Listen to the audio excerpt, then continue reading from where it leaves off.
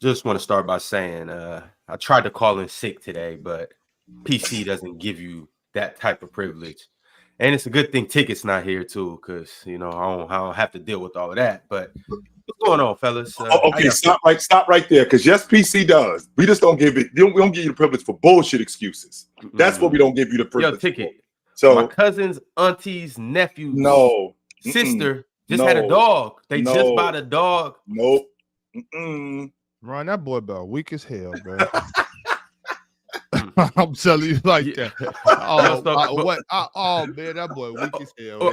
Right quick though, before we start anything, I asked the good fans and the good viewers and followers at PC. I ran a poll and I said, "What topic do y'all want to start the show with?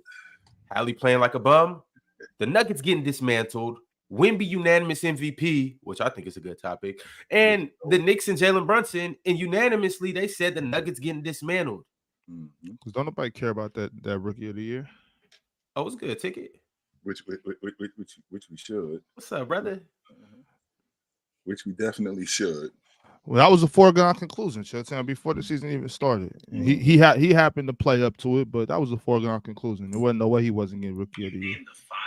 I mean, you play like that. Yeah, I mean, he stepped up and he did it. Like, he definitely deserved it. He earned it, but like, it was a foregone conclusion. It's not like there's nothing really. I mean, I don't got nothing to say about it. If y'all do, I'm not gonna try to stop y'all from talking. I'm mad about the one voter who put Chet third instead of second. We could have seen a unanimous second place, but we could have. You did talk about unanimous second place. Man. Yeah. Like Wemby was unanimous number one. We understood. Okay. Chet, I'm pretty sure Chet would have been the first unanimous second. I'm pretty sure. And who got that other vote? Brandon Miller got one second place vote. I thought it was Jaime. I'm assuming from a voter who didn't view Chet as a real rookie. But I was excited to see that. But we was close. One vote away from a unanimous second place. But that's enough about Wemby rookie of the year. On you can go push whatever topic you want to talk about. Mars. Well, real quick, before you do move on from that, y'all, I do want to say that I'm in agreement with that voter. I hate that. Like the rookie thing, the second year rookie thing. Like when you come into the NBA, this is your rookie season. If you get hurt, next year you're not a rookie. You just got hurt your rookie season. That's just how I view it. I could be wrong. I've been wrong millions of times. I don't mind that. I think that's fine. I hope everybody's having a dapper moment. Start a few little family business first. Early, I seen you on here yesterday looking like an Eskimo. What would you do for a Klondike bar, boy? Don't you ever mention the Rock's name ever again. If I'm not here, don't you ever mention my name. You know your role and you shut your mouth. I heard you when you was talking to Sniper. You brought up my name, boy. I ain't never talk about you. Don't you ever bring up the great one's name. This is pure greatness right here you looking at. And you ain't nowhere near this level. It's levels of this, boy. You understand what I'm saying? When you get on the stage, people throw tomatoes, soda cans, and all kind of stuff at you, hot French fries, and everything else, right? When I'm up here, boy, you make sure you got that straight. So you know your role, and you shut your mouth up here looking like a Klondike bar yesterday. You ought to be a damn shame to yourself. Now, Swiper, it's kind of ironic that you show today, boy. Hey, Ticky, can we stay on early for a second, Ticky? Just for 1 second, real quick. Because you know how when you got white on in the light, especially if you outside, if you got that ring light, he was just so he was so illuminated. You know what I'm saying? I'm telling you, like, yesterday early, that's what I imagine my guardian angel looks like. That fool like an Eskimo here, bro.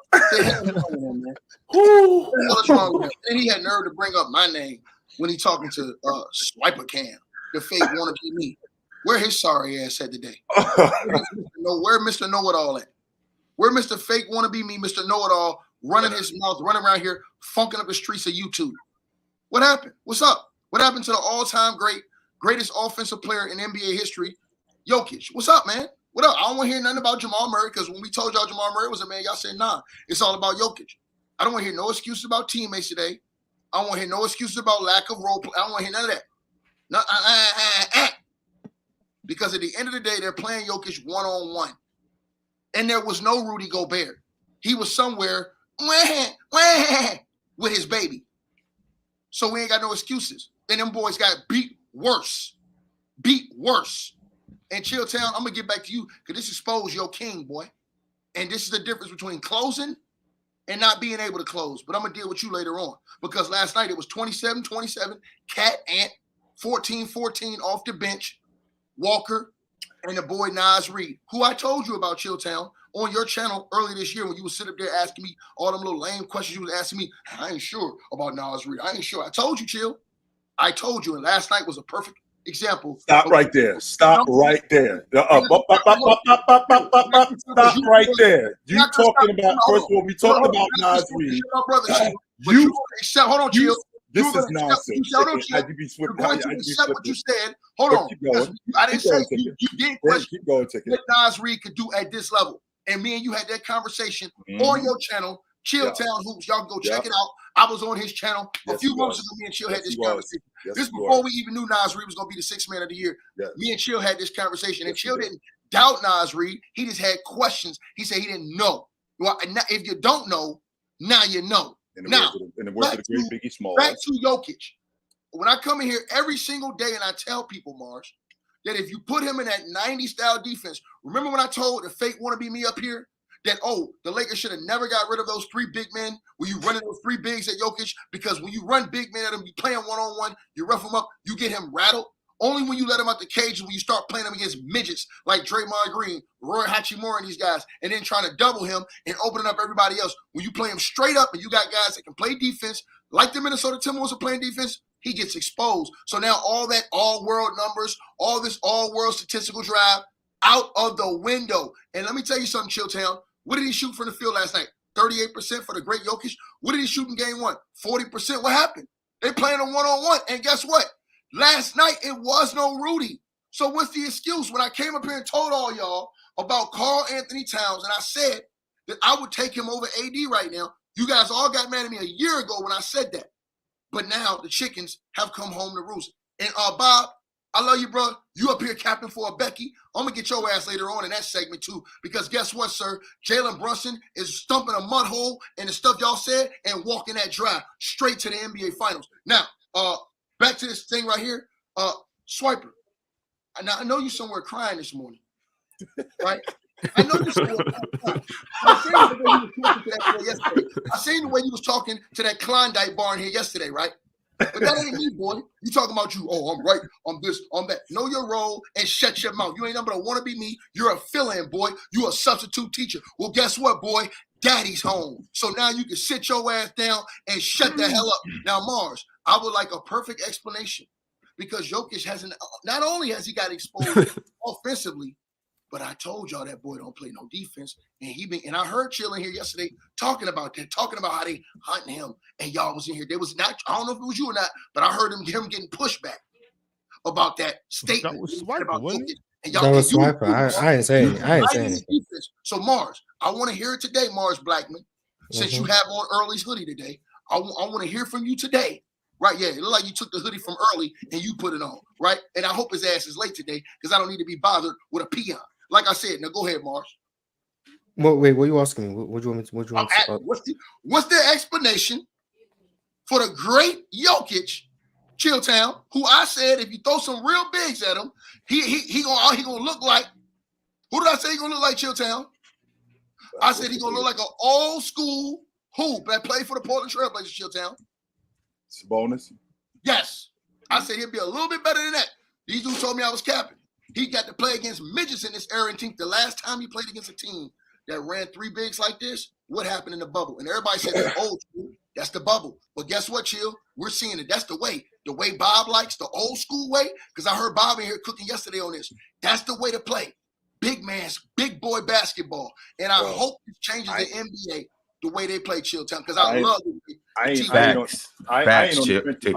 Mars, you and I had a conversation a couple of months ago about the Warriors and the Cavs when I said in 2016 I felt like James broke them.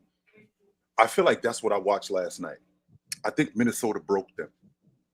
I think that everything that they did, not only did Minnesota have a counter for it, they kept coming with it. They kept pouring it. They didn't stop with these guys.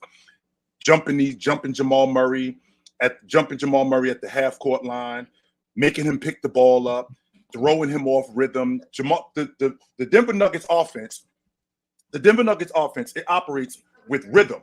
That's the way it operates. It's not one of those offenses where you just throw the ball in the Joker in the post and he goes to work. Nah, you get the ball to Joker. These guys get action off of Joker.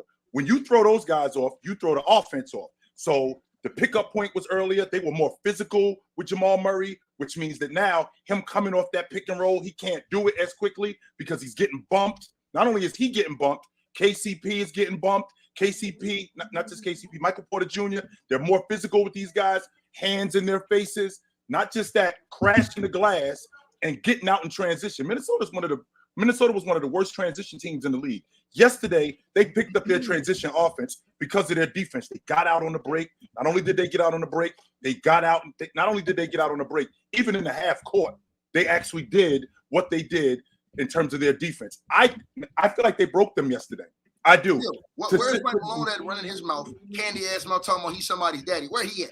Where he at talking about something? I ain't really had to go into my bags for adjustments for the Lakers. Well, you got to go in your bag right now. You gonna get swept. You can't, Ticket. It's not that simple, Ticket. It's not that simple because Mike Malone can't. Remember, I said that though, Ox. I said he was gonna get swept in Ox. I'm gonna tell you what I told y'all, Ox. What did I say to you, Ox? I said he gonna have to play DeAndre Jordan in this series. You did say that. You did say that, but Ticket, that's not enough. There's nothing. Mike I'm not saying that. No, but I get you. I get you. Like I feel what you're saying. Like by playing him, but what I'm telling you is DeAndre Jordan. Jordan, Montel Jordan, Michael Jordan. I don't care what Jordan you bring. It's nothing. Hold on, Ticket, relax. Hold on. There is nothing Mike Malone to do. I know. A lot of times, typically, I come up here and say some shit like, "Oh man, coach got to coach. Let's just play ball. No, coach your ass off, coach. Y'all not hard enough." To the person who said I'm a front, y'all not hard enough. The Denver Nuggets are simply. They're simply not hard enough, y'all. Like you know what Jamal Murray looks like. Jamal Murray looks like Devin Booker in that open gym. Like, why y'all double teaming me? Jamal Murray did not know what to do. These boys, they out here hitting you. They playing with their hands up, hands moving. They're not afraid of contact. They are beating their ass. They're not hard enough, and it don't matter. There's no adjustments Mike Malone can make. Mike Malone cannot make no adjustments.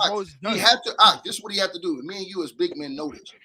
He's gonna have to throw a whole different change in the lineup in this series. And this is what I'm saying is, right, he's going to have to go big with big. He normally tries to go small and kill you. He can't do that because he doesn't listen. He cannot get away with trying to put KCP on Ant. Ant is eating this boy lunch. And this who's he going to put on him? There's no adjustment to make. Well, listen, Bob, this is the only way to have a chance to make it competitive, Bob.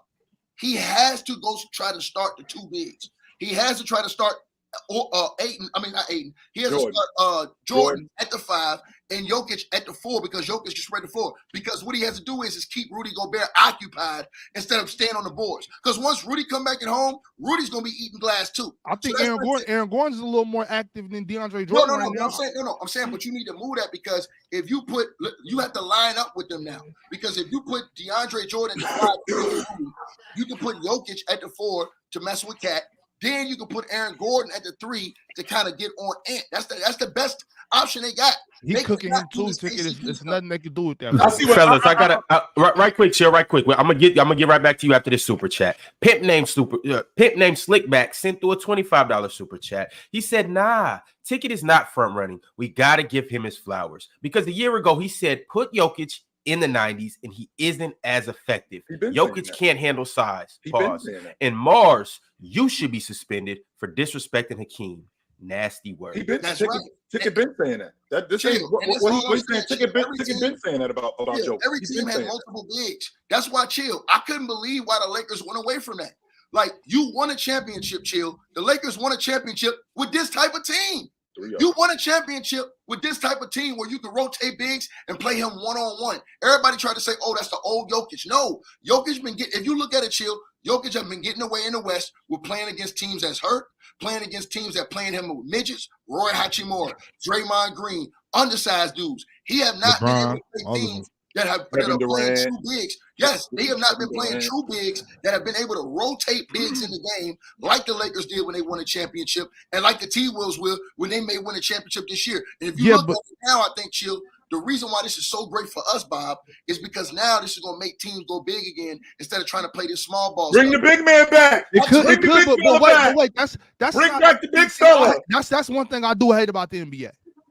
if the Wolves win the championship, that does not mean that y'all need to go try to duplicate what Minnesota is doing, because you are not. You don't. Yeah, have, but chill. You got to have the personnel to do that, though. Hold on, you don't. And that's what I'm saying. Go ahead, Ox. My bad. You don't have Anthony Edwards. You don't have Jaden McDaniels. You don't have Rudy Gobert. You don't have Naz Reid. You don't have Karl Anthony Towns. You do not have Mike Conley. You do not have Shai's cousin. No disrespect. I just don't remember his name. Alexander Walker. You do not have these guys on your roster. You do not try to duplicate. There's more than one way to skin a cat. So even if they win the championship, do not try to beat them. Well, my coach. I don't want to take none away from Denver. Denver is a hell of a team. I'm here to big up what the Timberwolves are doing. Man, because this Denver Nuggets team, they beat the hell out of most teams. They beat everybody else up. We've seen what they just did to the Lakers. This is still a really good basketball team. Right. But what you're seeing from the Timberwolves is that you know how you'll go play like open gym or something, and it be those we call them soft, those soft dudes that be like, man, why y'all playing so hard, man? It's open gym. That's what the Timberwolves are looking like. The Timberwolves are looking like that, overzealous, overexcited, super physical, sore losing. We not here to lose. We here to beat y'all ass. They look like that team. So it's not so much the Nuggets as it is the Timberwolves, bro. Jaden McDaniels is not playing. Bro, he is not playing, bro. He is on everything. How big is he? Do the 6'9". Up here. You have to everything, bro. Nickeil Alexander Walker, bro. He is on everything when he gets on the court. They are not playing, bro. It's not Mike Malone. It's not Mike Malone. It's not the Nuggets, bro. It is the Timberwolves. Your boy Swiper came in here. The fake wanna be me says 6'8" don't win games. Well, 6'8", 6'9" don't win games. Because now Reid sure as hell came in and won game 1. And in game 2, the way Catton was playing, the unbelievable Catton Naz Reid again. So 6'9", 6'8", 6'9", 6'10", they have been winning games. See, that's how I know Swiper ain't never played basketball on a real high level.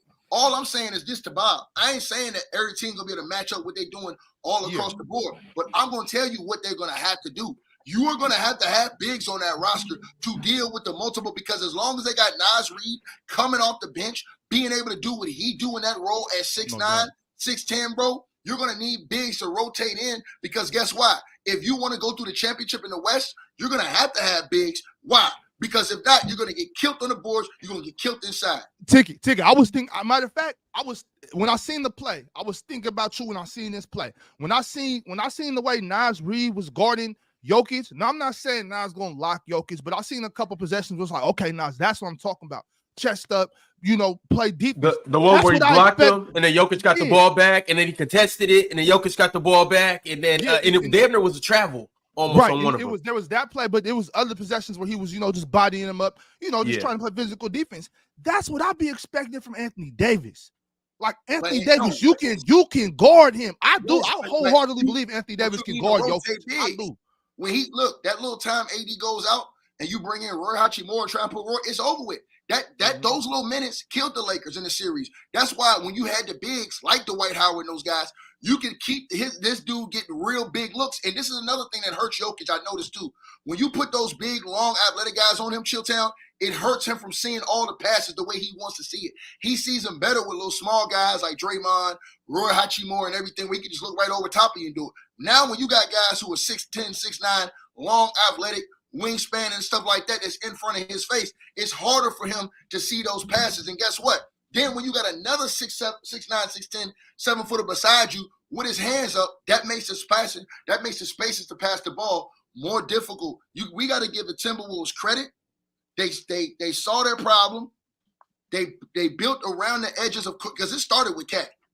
He was the last of the dying breed of the first one, Chilltown. Everybody said Cat couldn't do what he's doing right now. Shout out to Cat, bro, because he have not gotten his credit, bro. I called him soft. I called him soft. I said that. I called him soft. I did. And if he didn't get in foul trouble in game 1, Chill, he'd have had 30 in game 1. He been smoking these dudes this series, bro, and it ain't even been close. And last night, Chill, again, this should be an indictment too, and this is the reason why that old boy should not only win the Rookie of the Year, but he should win a Defensive Player of the Year. Last night showed you why. Even without him, Chill, the defensive principles are still there. This team is on point, man. So even without Rudy, they beat him worse. And Denver. Now, remember, Jokic quit after the game. Jokic said the only way we can win is if you got 3 of me. So 2 things, Ox. I know that's crazy. He said he got to clone himself. He did say that. So, Ox, you just talked about like not duplicating this, or teams you don't have that. I mean, you know this better than I do. I mean, with the Sacramento Kings back in the early 2000s, they had 3 or 4 big men on their bench just to deal with Shaq, just specifically to deal with Shaq. They had that, and then that went down the line later on with Detroit when they went and got Robert Horry, when they went and got Darvin, when they got big guys just to deal with what was going on with the San Antonio Spurs and deal with Tim Duncan. That's what you have to do in order to deal with a guy like Joker, because it did work with the Lakers. 100% it worked. And what I'm not trying to hear because I know for a fact that some of you are going to tell me, yo, the officiating was bad last night. You could tell me that if they was down 4, if you could tell me that if they was down 6. They got beat by 30. And chill. This helps Zach Edey's draft. I'm not trying to hear that. I'm not trying to hear that. Me and Bob been saying about Zach Edey, this helps his draft stock because now every team is going to want to go get that big because they know now you're going to need big throw. And here's another thing, Mars, that we haven't even talked about, Mars, there has been so much praise that went to Bob Myers and the Golden State Warriors and Steve Kerr and them. The biggest ball, and do the Rock mean the biggest ball they ever dropped was not drafting Ant-Man. Imagine if the Warriors would have drafted Ant-Man, bro. Lord have mercy, man. Well, first of all, they didn't have the first pick in the draft. Yes, they did. The Wolves offered them the first pick and they said no. Yes. Yep. Oh, that's they right. passed on it. Who they offer it for though? What was the package? Because of Wiseman. I'd have to look it up. That's what they wanted. Yep. They got offered the first pick. That's what they wanted. I think the Warriors had another one of the Wolves picks that the Wolves would have just probably got back, and the Warriors said no. But I could look at Mars because of the Andrew Wiggins thing. They had already dealt with them with Andrew Wiggins. They would have got if the Warriors would have got Ant-Man, bro. Steph Curry's reign may have never ended, bro. Listen. Wait a minute. Who's to say it's over though? Steph still got action. No. He's still Steph Curry. No. I want you to think about this. Ant-Man is different, bro. If the Warriors would have got Ant-Man over there, I want you to really think about this though, Bob. The Warriors had a chance to draft him, and remember, Ant-Man was talking that crazy stuff before the draft, and people were questioning his mindset, his focus on the game of basketball coming into the league. Because when he went to Georgia, right, he was balling. Yeah. When he came into the league, people was questioning, and that's the reason why the Warriors passed up on him too, because they had questions. Bro, the Warriors should have never. If the Warriors would have picked Ant-Man, bro, and remember. And remember too, if they pick him, this is the 1920 draft.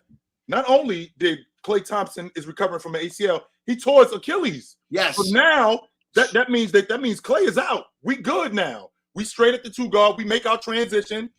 We make our transition from Klay. We got our franchise 2 guard. Wow, I can't believe that they messed that. Well, I mean, in hindsight, but you know what I mean? 2020. But because James Wiseman at the time wasn't necessarily a bad pick, it just didn't work out. You know what I'm saying? But I hear you though. I think you're right. If Ant was on that team, it'd be something else right now. But I do want to say this. I want to say this about what you said, Chill. You said about the officiating and people crying. That's because, Chill, these youngsters ain't never seen no real basketball. They are letting them. I ain't seen this good of basketball in the NBA since probably 2010. I don't know. I'm shocked. Maybe before that. Bro, I'm watching them play basketball. This is beautiful. That's right. I love it. You know what it is, Ron? It's because of me. I'll go ahead and say, y'all welcome. Y'all welcome. Because y'all welcome. Because what I did was I took it upon myself to sacrifice what I love and decided I'm gonna come to terms with the new style of basketball. So when I gave up that sacrifice, the basketball gods in turn gave me basketball back. You know what I mean? So y'all are welcome. Y'all are welcome. No thanks necessary. Bro, what the hell is he talking about? Yo, but Ox for real though. Like my New Year's that resolution. possession when Jamal Murray brought the ball across half court, and you know the one thing they tell a point guard when they pressing and trapping you, don't ever turn your back on the trap man and dribble into the corner. He dribbled into that corner. I'm talking about Jaden McDaniels was on him like white on rice. Hey, but you know, usually when you get somebody in the corner, you know, your coach is always saying, "Don't reach, just keep your hands up, hawk the ball, don't reach." I'm talking about they not reaching. I'm expecting a foul because Jamal Murray, he actually hunting a foul. He trying to get the contact and stuff like that. They not fouling them, they just pressuring them. Bro, that was some of the best hawking defense I've seen in a very, very, very long time. Everybody can't do that. See, that's aggressive basketball, right? Aggressive defense. So some coaches will try to tell them, look, we need to play like that. We need to play that style. But you can't just play aggressive. You still have to play with good basketball principles. You know what I'm saying? Playing defense with your feet. They got the personnel to do it, though. Beating them. Yeah, and that's what I'm saying. I'm talking like teams like the Knicks. They got the guard personnel. Well, the Knicks do it. The Knicks are another team. But I'm talking about playing. Oklahoma City. I'm talking about playing defense without fouling and beating people to the spots. Playing defense with your feet. Playing defense with your feet instead of your hands. Playing vertical. Doing things like that is where, like, when you got them in the chat and when you got them in the trap, instead of trying to grab the ball, playing like this, making it hard to pass. Like, those are defensive principles that you can't just play physical defense. You can't just hit people and beat them up. You know what I'm saying? That's not good basketball. I'm talking about playing physical, but still having good basketball. I need to ask y'all a question though, man. If Jokic go out like this in this series, bro, we gotta have enough. Chilltown, they was doing some real disrespect to our legends, bro. Akeem, all the big men in NBA history, they were disrespecting him for Jokic, bro. Chill. If he go out like this after winning the chip, he go out and get smoked like this. Chill. Did we ever see Tim Duncan get did like this? Chilltown. Yeah, we did. The Lakers swept them. No. I ain't say like this. I'm talking about where he was out here. No. Listen. I ain't talking about just getting swept. We already know Shaq and them already been swept. I'm talking about, but when they got swept, they dominated still. Like when Shaq got swept by what you call it? He still was averaging damn near 30. Are you talking about So you're talking about not only getting swept, but you got shut down too? Yes, bro. Jokic is shooting. What is he shooting for the series right now, Mars? Like 41%, something like that. He shot 40. He shot 40. It's something like 41 or 42. Yeah, he shot 44 in the first. He shot 44. Yeah, but he only took 13 shots last night. In the first game, he took 25. That's worse. So, that means but if he takes less shots, his percentage won't go as far down. That's what I'm saying. Just mathematically. So where he's 16. He's 16 for 38. And 2 for 10 on the long ball. 42%. I think. Yeah. For the series right now. Yep, I believe so. And 2 for 10 on the long ball. And what does he shoot for the regular season, Mars? 58%. God, 58 to 42. Chilltown. We're gonna have to have a real conversation because I'm gonna tell you something, man. You get exposed like this not once, but twice when you playing against good big men, or not even great big men, but good big men that are athletic that can rotate, play defense, chill. We really got to look at this because it's all this greatest offensive player we ever seen. All of this stuff. I never did. And chill, it ain't like they doubling them. They playing them one-on-one most of the time. Yeah. I never go ahead. My bad, chill. Now, let's not jump the gun with they did this without Rudy. Okay, Bron, your lady, she could hold down the house and she could hold down the bills for a couple of months while you away, but she does need you. Okay, she does need. She absolutely needs you. Don't get me wrong. She can take care of stuff. She can have her ways. She can take care of stuff for a little while, but ultimately she can't get this done for long term without you. And they need Rudy in order to win this thing. As good as they are defensively, they do need Rudy. With that series. To win this, I don't think they need to win this series. Yes, they do. They 100. I'm gonna tell you why I don't think they need to. Hold on. I'm gonna tell you why. He'll be back. He's not going. He's got. They got him. It's not even a question. Playing this series already over with you. No, it's that baby still ain't came out yet. I don't know, Ticket. I was thinking on that. I might have jumped the gun earlier when I said there's nothing Mike Malone could do. We're not coming back to Denver. I don't think we're coming back to Denver. I don't give a damn about home court advantage. Home court advantage don't mean nothing to me. Right. So what I'm saying is these are all these basketball games are still the same. I think it's very highly unlikely that Mike Malone could pull something out of his hat. Right. But Jokic is like that, though, y'all. Come on. Like, Jokic is. Jamal Murray going to wake up, too, though. I'm not too sure. I expect the game from Jamal Murray, too. I expect the game. You keep saying he's going to wake up. First and foremost, that calf injury is a lot worse than what we think it is. He does not have that burst. He can't get off that screen and roll like he wants to. Michael Porter Jr. Not only is he getting defended, Jaden McDaniels is on his hip. He is in his hip pocket, all over him. So anytime he shoots the basketball, he is all over him, especially in transition. He is all over this guy. And I didn't think that Jaden McDaniels was that good in terms of defending off screens. But he's actually better than what I thought he was. Not only that, Jokic, though, man. What about Jokic, bro? Don't dunk that. No. Dunk that, bro. I'm not dunking. I'm not dunking. No. Chill. Don't duck that because we was told that the defense wasn't an issue. He's playing much better defense. We was told that this is the greatest offensive player ever, better than Kobe, better than Mike. Chilltown. We was told he was better than all those other big men. They got Hakeem and Penny out there. Chilltown, we was told that we're done with the 90s. But this dude right here, Chilltown, he couldn't live in that 90s world. So I'm going to ask you again. Chill, if he continues to get exposed like this series, bro. Ticket, why don't you want to talk about Jamal Murray, Ticket? Huh? Why are you ignoring that Jamal Murray isn't holding up his end of the bargain? No. I'm not ignoring what I'm talking about. I'm not ignoring that because when I came in here and said that I thought Murray was a bigger piece of the team, everybody told me, nah, it's all about Jokic. So now, to whom gets the most credit gets the most blame when you lose.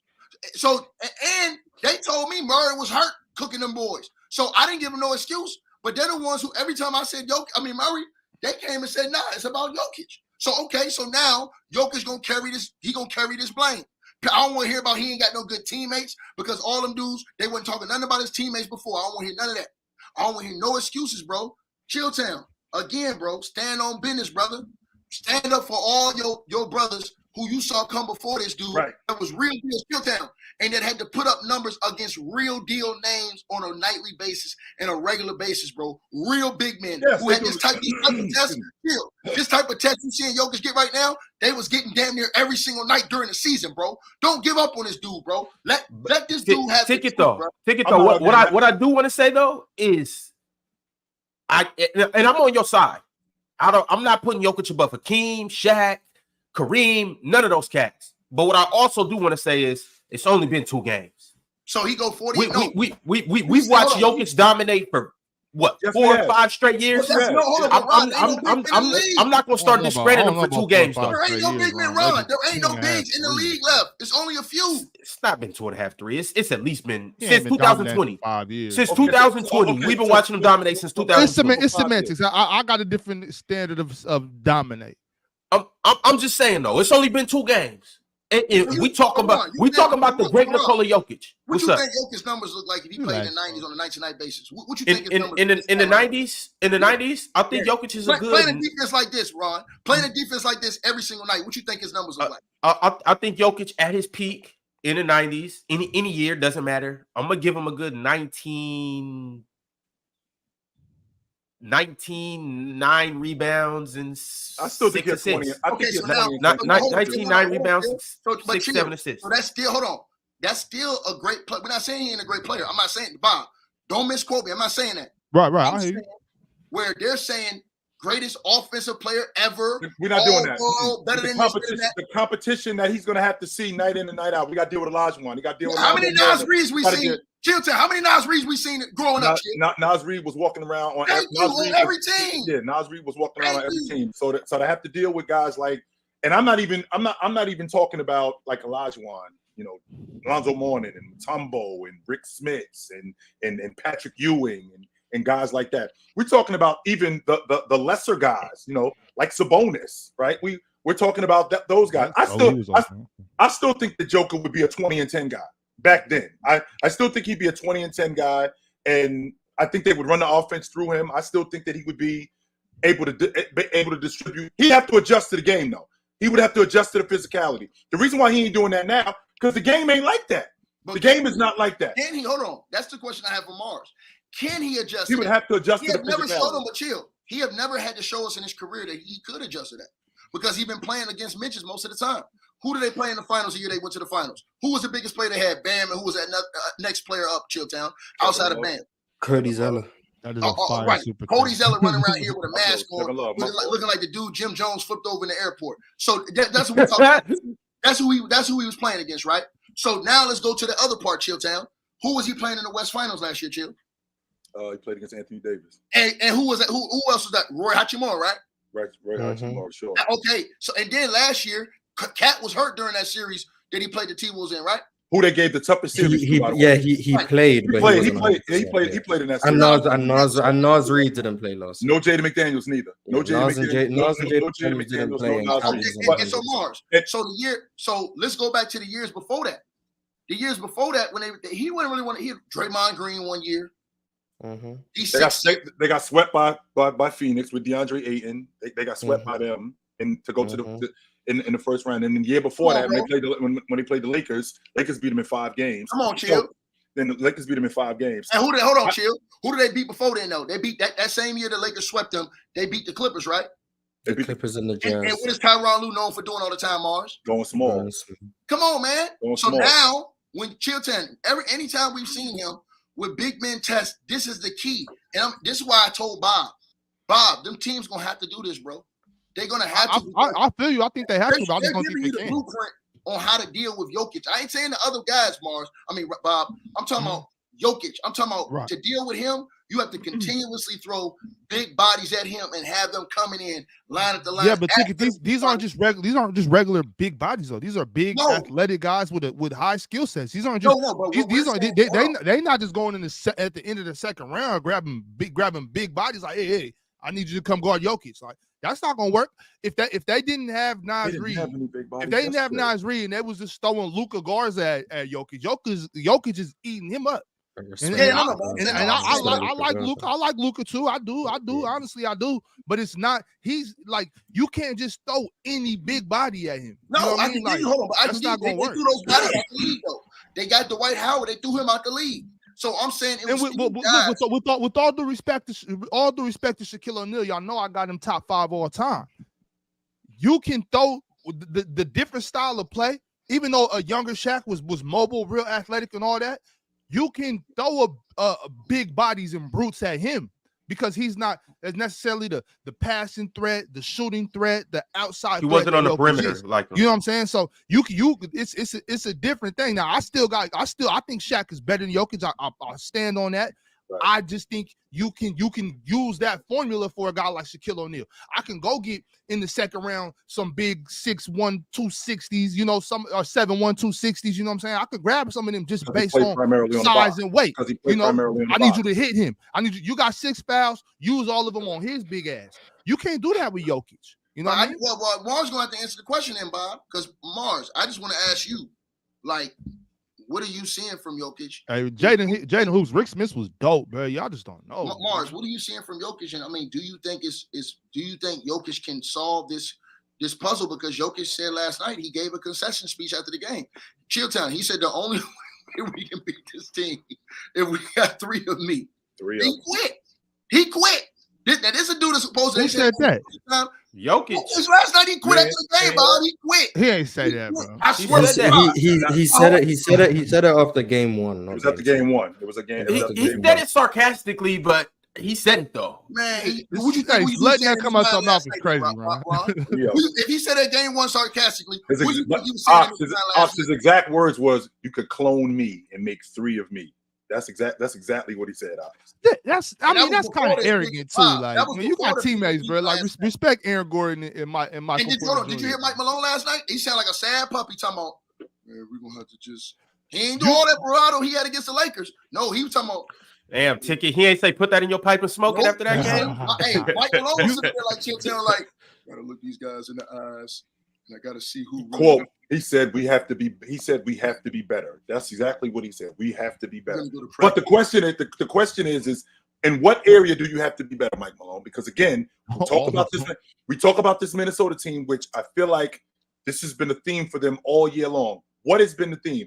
Their defense, and it travels. Their defense on every level. Where have they been the most effective? They've been the most effective at the point of attack. Don't get me wrong. I feel like they go after Joker. I feel like guys like Nas Reid stepping out at the long ball line, stretching the defense. I feel like them dudes getting downhill like Anthony Edwards, going at Joker chest. I feel like they are doing that. But the point of attack, that's where it is. Jamal Murray crosses that half court, jump him. And when you jump him, now you make his vision almost blurry, almost where he can't see anything. Now what they're doing is they're cutting off avenues where guys like KCP, who I understand that he may be a little bit banged up, but guys like KCP, he can't get his shot off. MPJ, who doesn't put the ball on the floor and is just a primary scorer, a primary shooter, who, by the way, on the defensive end, and I know that these, just so you guys know, these are reading glasses. I can actually see, and I'm 100% sure I saw MPJ switched on to Anthony Edwards and calling over somebody to come help him because he didn't want nothing to do with Anthony Edwards. Bring this double team over here and get me some help because I don't want nothing to do with this dude.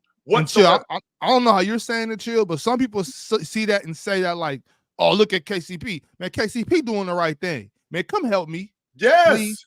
Yes.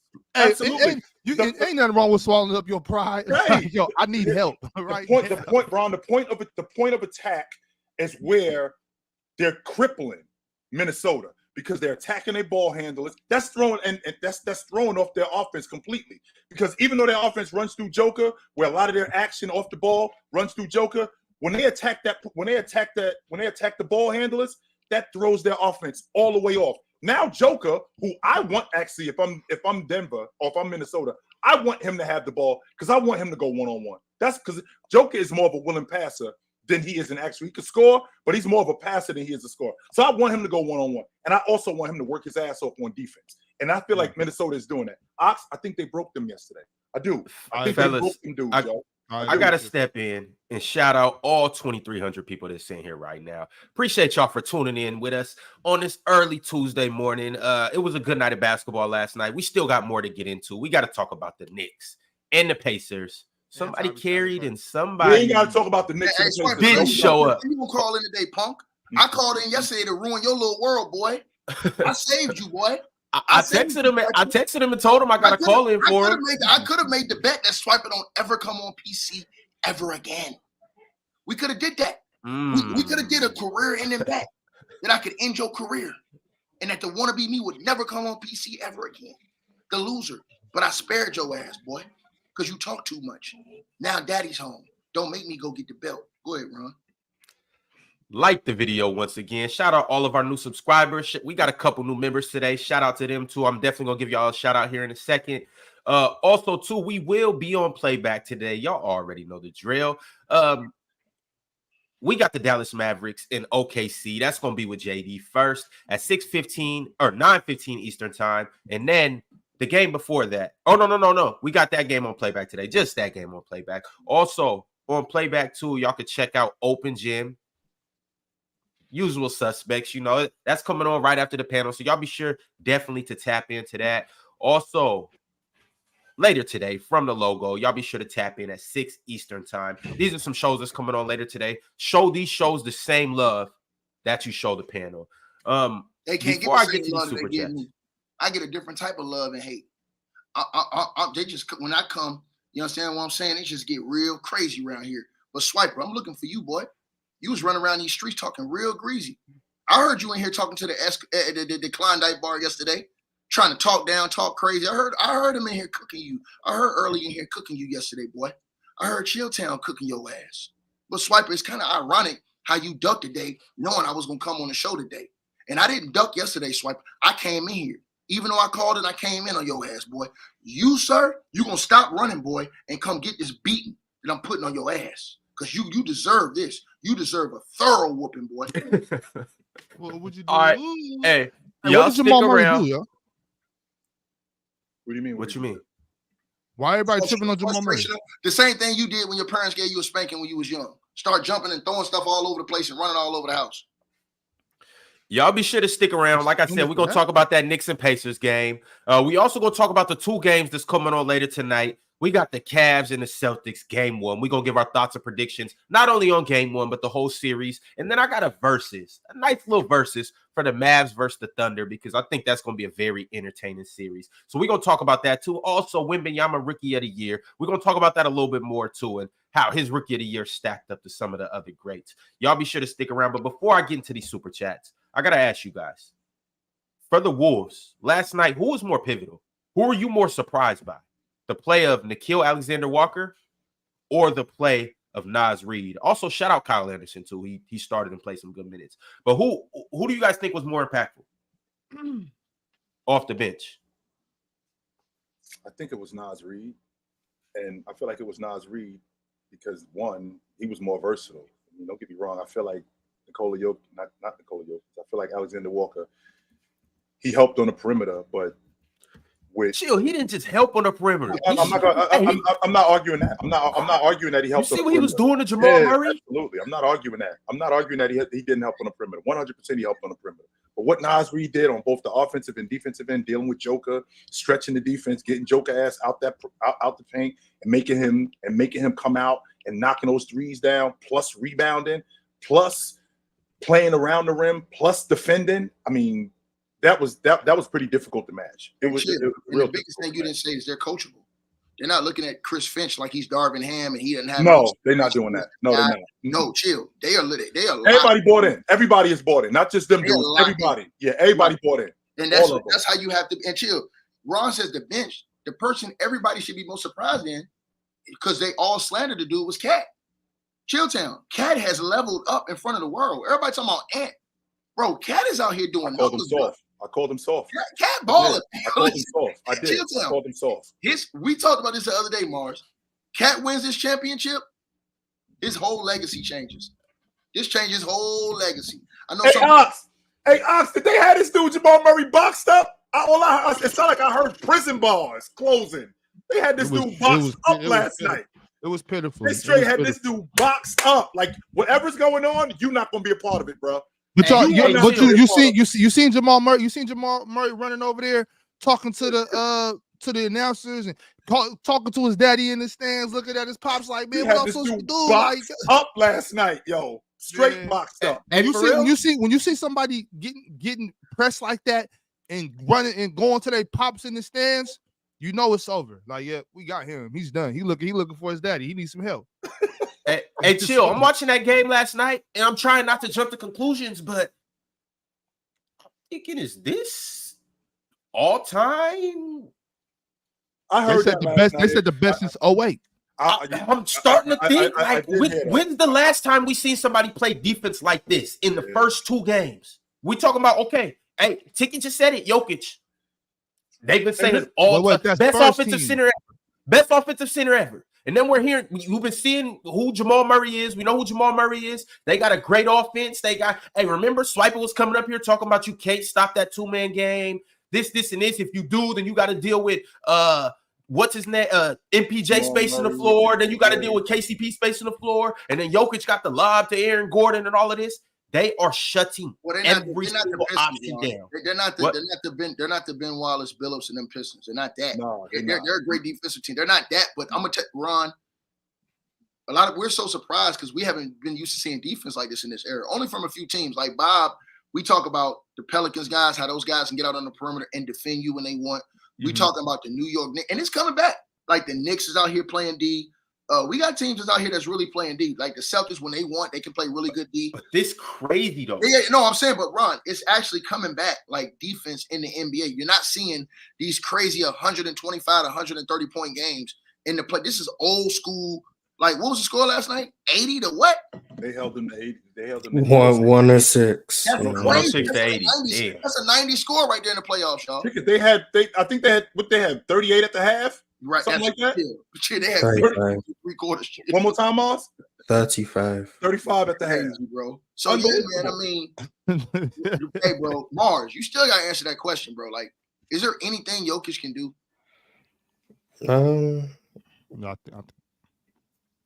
I mean, it's more than just Jokic, but no, I'm talking about him individually to play. I'm talking about him to play better individually. I'm talking about as far as his because he's been missing little bunnies around the basket, all this stuff. Is there anything he can do, or do you think the defense is affecting him so bad, like he has no counters for this? Well, making bunnies would help him play better, but yeah, that would just help if he wasn't missing some flows around the rim. Mars, because I want to hear your answer on this. But I also want you to include this part in it. I don't want to interrupt you. Is it when you see Jokic, does he look shook up to you, or is it just a matter of make and miss, or do you think it's kind of like they're getting to him a little bit? I think this has been the case with Jokic for a long time, that the game, like, he's very even killed, I guess I'll call it, unless like someone riles him up, like you've seen him, he's had some dirty plays, like, but like generally speaking, throughout the course of the game and in his interviews, it's the same demeanor, win, lose, or draw. He's going to talk. He's going to give the same answers. Like, people are now be like, oh, Jokic doesn't love the game. Oh, now they're losing. Everyone's mad at Jokic for his answers in interviews, but it's the same thing he's been doing when they were winning. He's very consistent. And like, if they're up 10 or they're down 10, he's going to play the game the same way. They're going to run their offense and they're going to do what they do. And I think in cases like this, when your back is against the wall, I think it can be a double-edged sword, where I think is good because, you're never too high or too low, so you never like play outside of yourself. But then also there's times where you kind of need to play outside of yourself to like elevate the team and stuff. And that's just not how he's built in terms of he's not going to go away or stray away from the game plan or how he executes offense. So that's kind of a negative. But in terms of what he can do individually, making bunnies would help. Other than that, like I'm like the way they're defending the dribble handoff has been interesting. I've never seen a team defend the dribble handoff like this. Normally when teams play against a two-man game with Jamal Murray, it's impossible to stop because Jokic sets such a good screen. The big has to like contain Murray, and then Jokic gets open in that little pocket pass area. But if you guys can go back and watch the game, if it's Nas Reid or it's Cat, they stay with Jokic. They ignore Jamal Murray. Yes. They ignore him. They let him go downhill. Yes. And because Aaron Gordon is in the dunker spot, the big on Aaron Gordon is the one who contains Jamal Murray. Yes. So like they're defending the two-man game without leaving Jokic, and it's making Jamal Murray have to make decisions. And Jamal Murray hasn't had a very good series yet. He can probably turn it around. He's a very good player. But them doing that is what's taken away the bread and butter of the Nuggets offense because they're literally keeping the ball away from Jokic in the middle of the floor, and that's when he's at his most dangerous. I mean, so Mars, but hold on, Chad. This is why I'm asking Mars because I need to know from Mars because he's the closest to this Jokic all-time greatest offensive player ever situation, right? He's the closest I can get to that right now. Mm-hmm. But so Mars, because like in our day there were counters, so there's no counters. Like I mean, Mike Malone's supposed to be a great coach. He said he didn't have to make no adjustments against the Lakers. He didn't have to go in his back pocket. Well, guess what, sir? You got to earn your paycheck now. So what is it? What would you do, or what do you think could be done to change up or put Jokic in different positions to catch the ball? Maybe in the post, maybe closer to the basket. What can they do? Well, he made a little adjustment for this game. He had Jokic bringing the ball up to initiate the offense, so that one of the bigs was further away from the rim. But it ended up just going back into that little dribble handoff action, whether that's MPJ or Jamal Murray. I'm surprised I haven't seen more Jokic, Aaron Gordon pick and rolls where you have both bigs having to defend in the pick and roll. I'm surprised I haven't seen that. I think I've seen it once in game one, so like right after halftime. They ended up getting a lob to Aaron Gordon, and I think I've seen it like twice last night. What do you do on defense in that instance? Do you just switch that or what? I mean, well, with Rudy out there, you probably don't want to switch because Jokic has had because they're playing him one-on-one because technically they aren't doubling him, but they aren't playing him one-on-one, if that makes sense. Like they aren't sending hard doubles but they are playing everyone in the gaps and they're digging and they're helping. But when it's Rudy, that's literally one-on-one. They aren't helping, they're leaving him on an island, and Jokic has had he's had a pretty good advantage in that situation. Yeah. So you probably don't want to switch with Rudy just for that cause, because you don't want to leave him one-on-one, not because he's a bad defender, but because they're so reluctant to help with Rudy that Jokic can probably score in that situation. But then if you put two on the board and you got Aaron Gordon rolling and the help, like Jaden McDaniels is a big player, but Aaron Gordon's physicality around the rim, it's going to be hard for him to slide over and make alter those shots. So I expect to see more Jokic, Aaron Gordon pick and roll. In terms of post ups, the biggest thing for me is like normally when teams help one pass away on Jokic in the post, because he gets so deep in the post, it's very hard to like make that close out to the shooter. So like he'll dribble, he'll back his defender down, then you help one pass away and he just kicks it out strong side. It's an open three. But because of how quick and agile and how much length the Wolves have, he's getting deep in the post. They're helping one pass away and they're still recovering. That's something the Nuggets haven't seen before. Like that's just a testament to how good Jaden McDaniels and so we're not. So Mars, we haven't been, because I said this in the first series, and y'all kind of got on me when I was like, "Yo, the Lakers could really win this series, like if they had some competence down the stretch of those games." Because remember, Mars, the Lakers were basically running these dudes out of the gym a lot of those games, and it was just like they let them back in the game. And so was the game two? Was the game two? Game two? It was a few games still. They was running up 20. I think game two they was up 20. They was up double digits in every game. They've been up double digits almost every game, Chill. So when you're up like that, you're doing something that is exploiting the Denver Nuggets. Right. The point what they were doing was they was letting them get back in the game. My point to Mars is I'm trying to figure out, since Jokic is the greatest offensive player ever, shouldn't he be able, because like when we looked at guys like Kobe, Mike, when we looked at guys, great offensive players like Larry and all these other guys, Chilltown, them dudes had counters. They had counters to their game. Like if you took one thing away from the Chilltown, me and you already know they got Kobe, Bird, Jordan, all these dudes, Olajuwon, they all had these something else they could throw at you. Right. Olajuwon, you wasn't Chilltown. You wasn't gonna make Olajuwon shoot no 38% one game and 40 the next game. You're not doing that to him. He's gonna figure you out. He's gonna come with something, and he's gonna cook your ass the next game. So I'm just saying to Mars, like, it don't even seem like he got a real solution to help Jokic get out of this situation. Mars, to your point, you were talking about the two-man action between Jamal Murray and Joker. So what they're doing is they're hedging. And they're hedging just long enough, like Nas Reid, for example, or even Cat, who Cat isn't really that good defensively, but they make up a lot of Cat's deficiencies. They hedge enough where Jamal Murray gets wide and we get Joker. I could get back to him. And Jamal Murray doesn't have that lift in his shot. Alexander Walker is getting to him.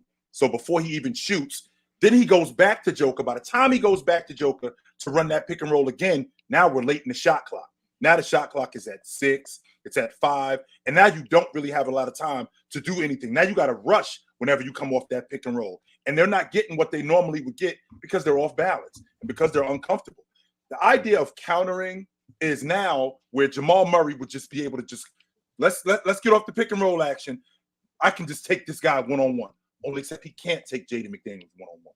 He can't take Alexander Walker one-on-one. He can't take Anthony Edwards, who basically sitting in the barber's chair with his feet moving and his hands busy. He can't take him one-on-one. So that would be the counter. Only except he can't do that. I think that's where where one of their biggest problems is. That ball pressure is ridiculous too. Like the Nuggets aren't even getting into their offense until there's 8 seconds on the clock. The fact that they're able to take that much time off the clock and then you're having to rush because you've taken all 8 seconds to get past half court, and then you give the ball to Jokic, but then they're denying the dribble handoff for another 7 seconds, and then by the time you even come off a screen, there's 8 seconds on the clock, and now you're trying to scramble and make plays. Like, that's the biggest thing that is like been so impressive to me. They did it against the Suns. The Suns this might come out favorably for the Suns because the Suns got swept and everyone called them trash. They played better in the first 2 games than the Nuggets have. You're as bad as y'all think we are. So they might come out looking a little bit better. Like they have a they go out like this. Does that mean that championship last year was a fluke? I wouldn't say a fluke because Mars, they played Minnesota in the first round. And you said Cat was hurt that series though, right? He played, but he was hurt. He played, but he wasn't 100%. Yeah, right. And Nas Reid and Jaden McDaniels. Who else were they missing that series? Nas Reid and Jaden McDaniels. Also, too, though, Chill. Remember, Ticket. Remember, Ant was still.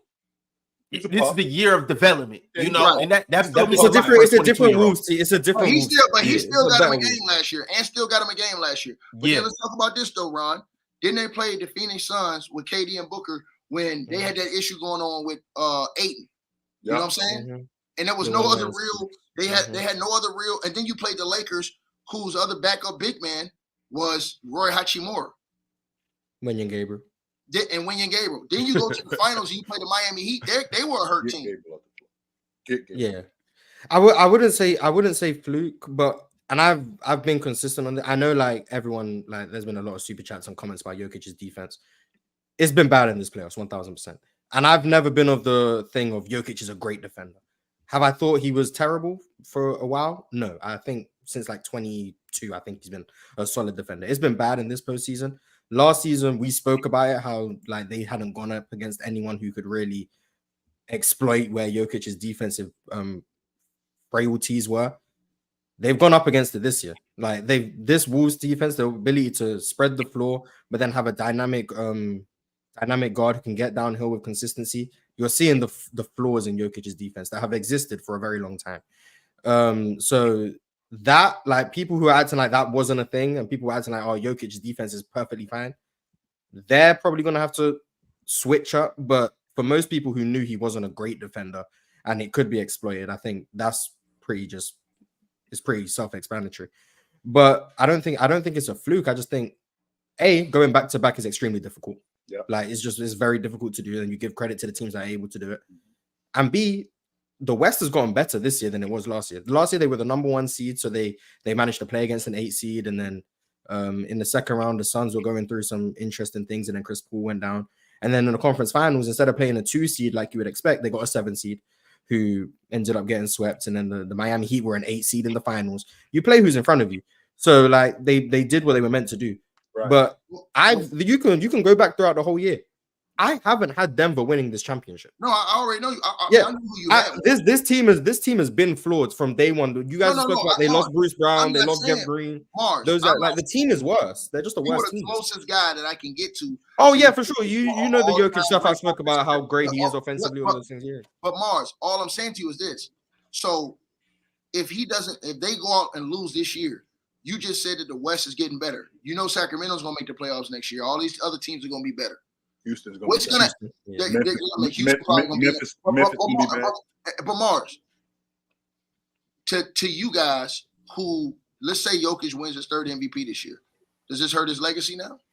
Going forward, I'm talking about if he doesn't win, do you think he wins again? No. Well, I don't think it hurts his legacy. I'm sorry. I'm saying do you think he wins again? If he doesn't win this year, can he win another MVP? Or does he? Mars says the West is getting better. Mm-hmm. Then you probably got Giannis and all these other dudes coming back healthy next year that's hurt this year. Yep. And all them other dudes that's hurt come back. Do you see Jokic, if he doesn't win it again this year, do you see them being able to fix their team up enough with the cap and everything that's going on to be able to? It's possible. I mean, they do have some glare. They need another ball handler. Like they need one urgently, and they need better shooting. The fact that they're the only teams that I know that try to compete without having more an array of shooters are the Nuggets and the Warriors. The Nuggets going out with Aaron Gordon on the floor, and then you got Jamal and KCP, obviously, and MPJ, they can shoot. Jokic is a reluctant three-point shooter, but he can shoot, of course. But then you're bringing off the bench no shooters for real. Peyton Watson can't shoot. Christian Brown can't shoot. Justin Holiday's hit or miss. And then Reggie Jackson. Shout out to Reggie Jackson. Like, there's just like that's where they're lacking. They don't get up a bunch of threes, and they don't have guys who teams respect from three. So if you're putting a lineup with Jokic out there with Peyton Watson, Christian Brown, KCP, and like Reggie Jackson, the way they're able to just collapse on Jokic, he's making reads, and then you got Peyton Watson who no one's closing out to. It's just a flawed roster. Like that's why I didn't think they were going to win. I just think the roster is flawed. Do I think there's things that they're doing to bother Jokic? Yes. Do I think they could do those things to Jokic if the roster was properly constructed? Not as easily. Could they do it? This defense is amazing. This defense is maybe the best. The 21 Bucks were a very good defense. The 19 Raptors were a very good defense. Before that, now remember too, Mars. We going back to what, Memphis? Yeah, like those defenses. Like that's what 13. we're going back to. Yeah, like 13. Like this is a very, very good defensive team that can do a lot of things. And we gotta give credit to Cat.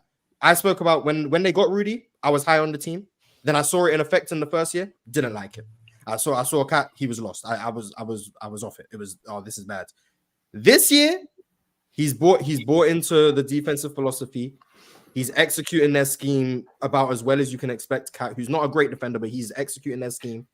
He's playing aggressive defense. He's making sure that he's trying to be in the right place as much as possible. He's using his length. You got to give Cat credit. And Nas Reid. Nas Reid didn't come in as a defender either. Like, these guys being able to become positives on defense with what they have around them, like, there's a bunch of credit you got to give to Cat for how good he's looked on the defensive side of the ball. And he's come off a meniscus surgery, so yeah, he's looking very, very, very good. And he's quieting some doubters for sure. Ticket, to answer your question, I don't think that it's a fluke because I think we're living in a different time now. I mean, if the Minnesota Timberwolves get bounced, we're looking at the 6th different champion we're going to have in the last 6 years. So nobody has really been dominant. No one's repeated since the Warriors. No. I'm saying, but they were saying that is Jokic's world and we living in it. So they're making it seem like he's just gonna go on and on and on. And remember, Chitchat, I was the one saying that they was gonna lose because those role players too. I remember I was telling Mars, I was talking about Bruce Brown, I was talking about Jeff Green, all those guys. They said, no, we don't need those guys. We can still win. We still got our guy. So that was my question. With Mars just saying that the West is getting better, the league is getting better. My question is that if teams re-up, come back stronger next year, do y'all even see that the Nuggets, because the Nuggets window is not going to be for 10 more years. They probably got like a 3 more year window with this team.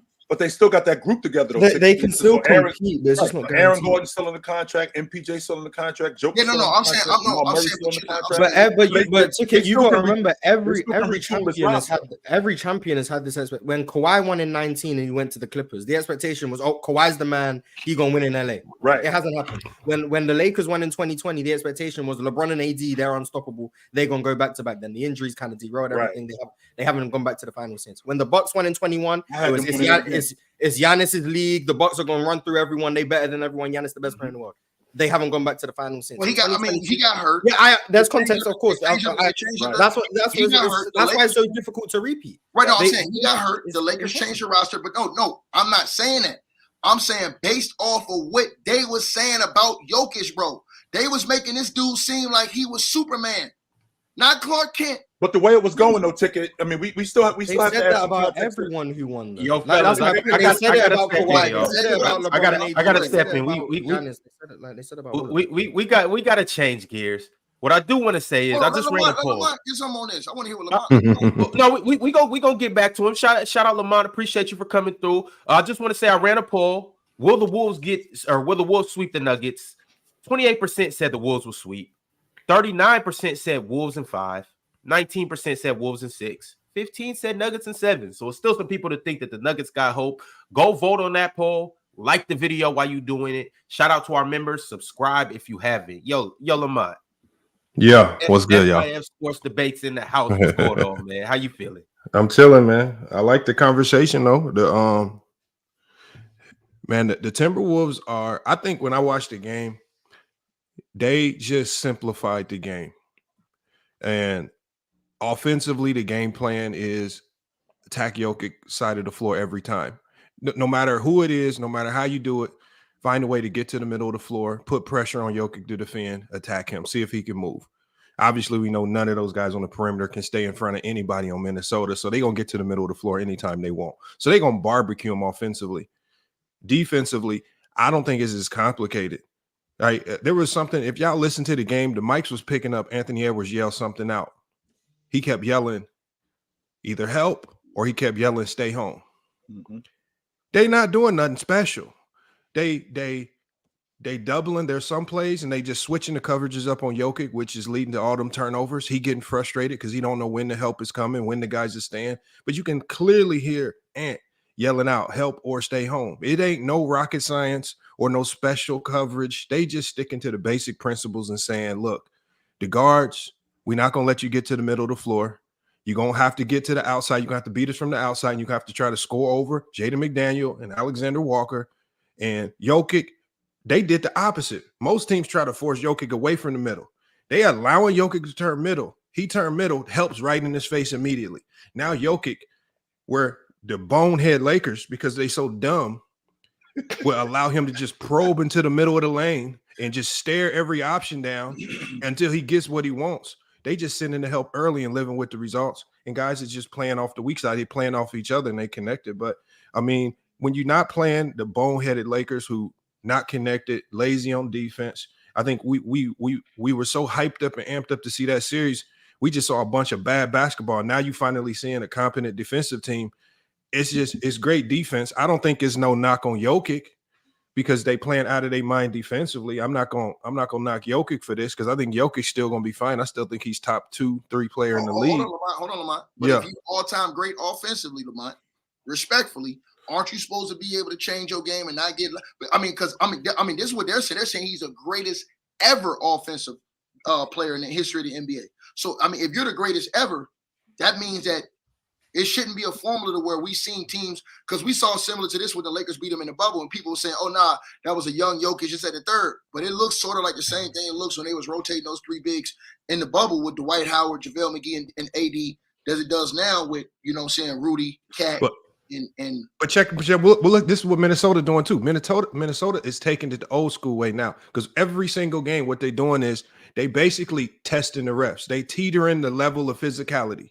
They saying, we gonna test how physical we can be early, even if it results to early fouls. This is why you see them early fouls on Cat and things like that. But they really testing, they really putting the pressure on the refs to call fouls. And the refs is already, with all the media and stuff like that, they already like, oh, we don't want to be the ones to decide the game.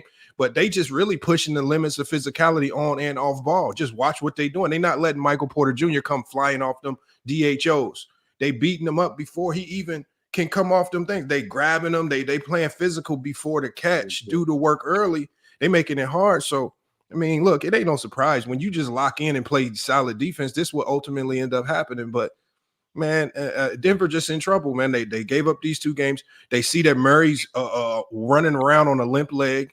So what are they doing? Picking him up full court. That's smart. That ain't, to me, that ain't no rocket science. The man running on a limp leg. All right, let's get up on him.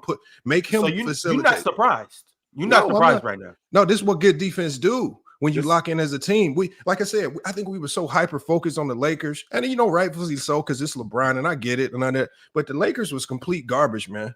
And I'm kind of done judging, basing everything off what the Lakers would do with these teams, because the Lakers is really not an example of what basketball should look like. That might have been, and I said this yesterday, I said the Lakers last year was probably one of the worst examples and one of the worst. If you want an example of complete dysfunction from top to bottom, on and off the court, look at the Lakers, and they play like it.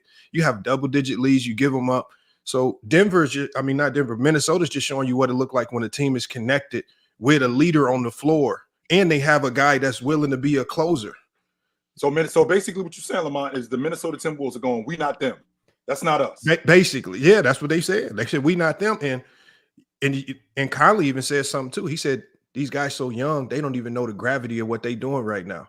He said so sometimes, just like in game 1, they start forgetting. They start going back to the bonehead Minnesota. He got to reel them back in, because in game 1 they almost gave it up, but they got a leader who ain't gonna pout and do all this crying. He connected them back. They won game 1. They dominated game 2. The series is over for sure.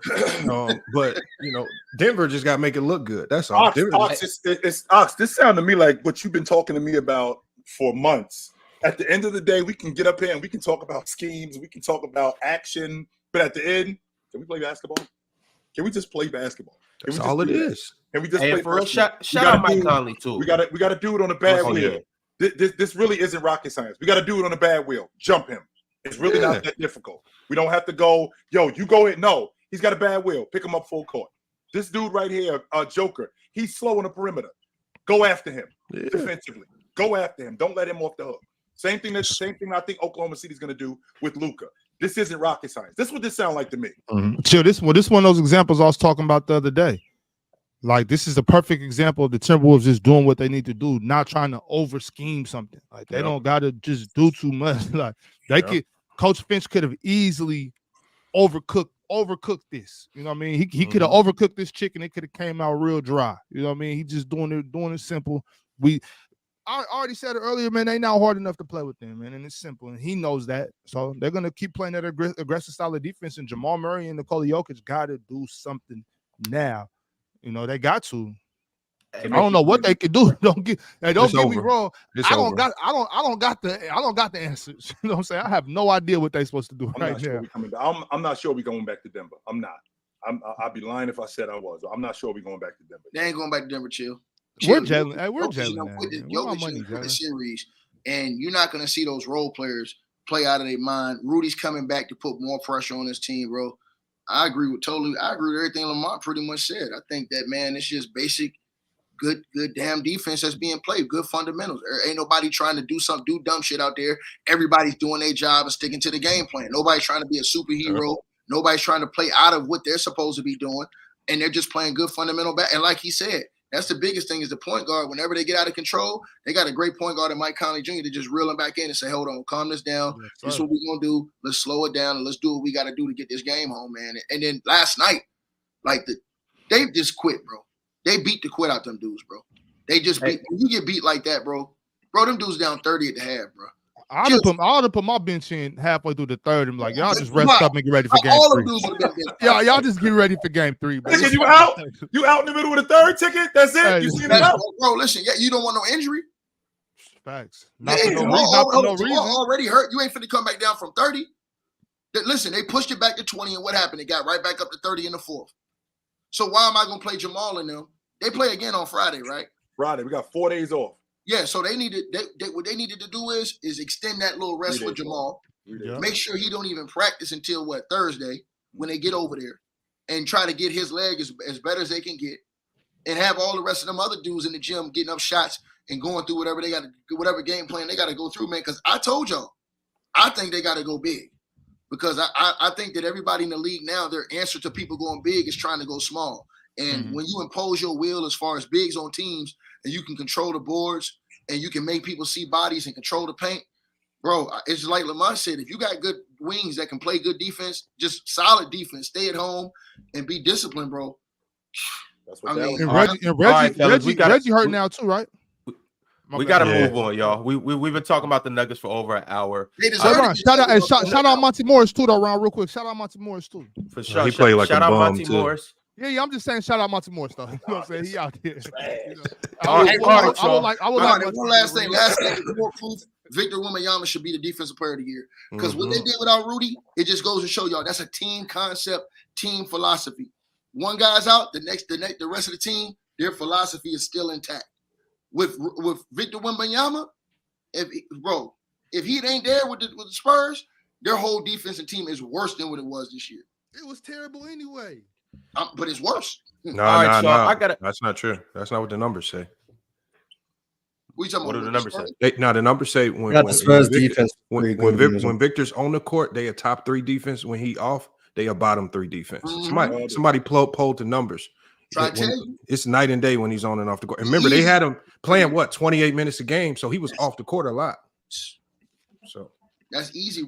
So Lamont, you think he should have been defensive player of the year? Yes. Bro, I called it before. I said it in summer league. I said without even trying. When I watched him play in summer league, without even trying, he impact shots. I said he just look your direction and your shot change. I said if he start doing that in NBA, he got a 20-foot. I know, but the thing is, nobody expected him to defend like this. Everybody was talking about he too light. He gonna get attacked. Mars did. No, he got he barbecued everybody. Mars think he gonna be the best defensive player. Mars said he gonna win I think Mars said 6 or 7 defensive. If he stay healthy, he's gonna win it until they get tired of voting for him.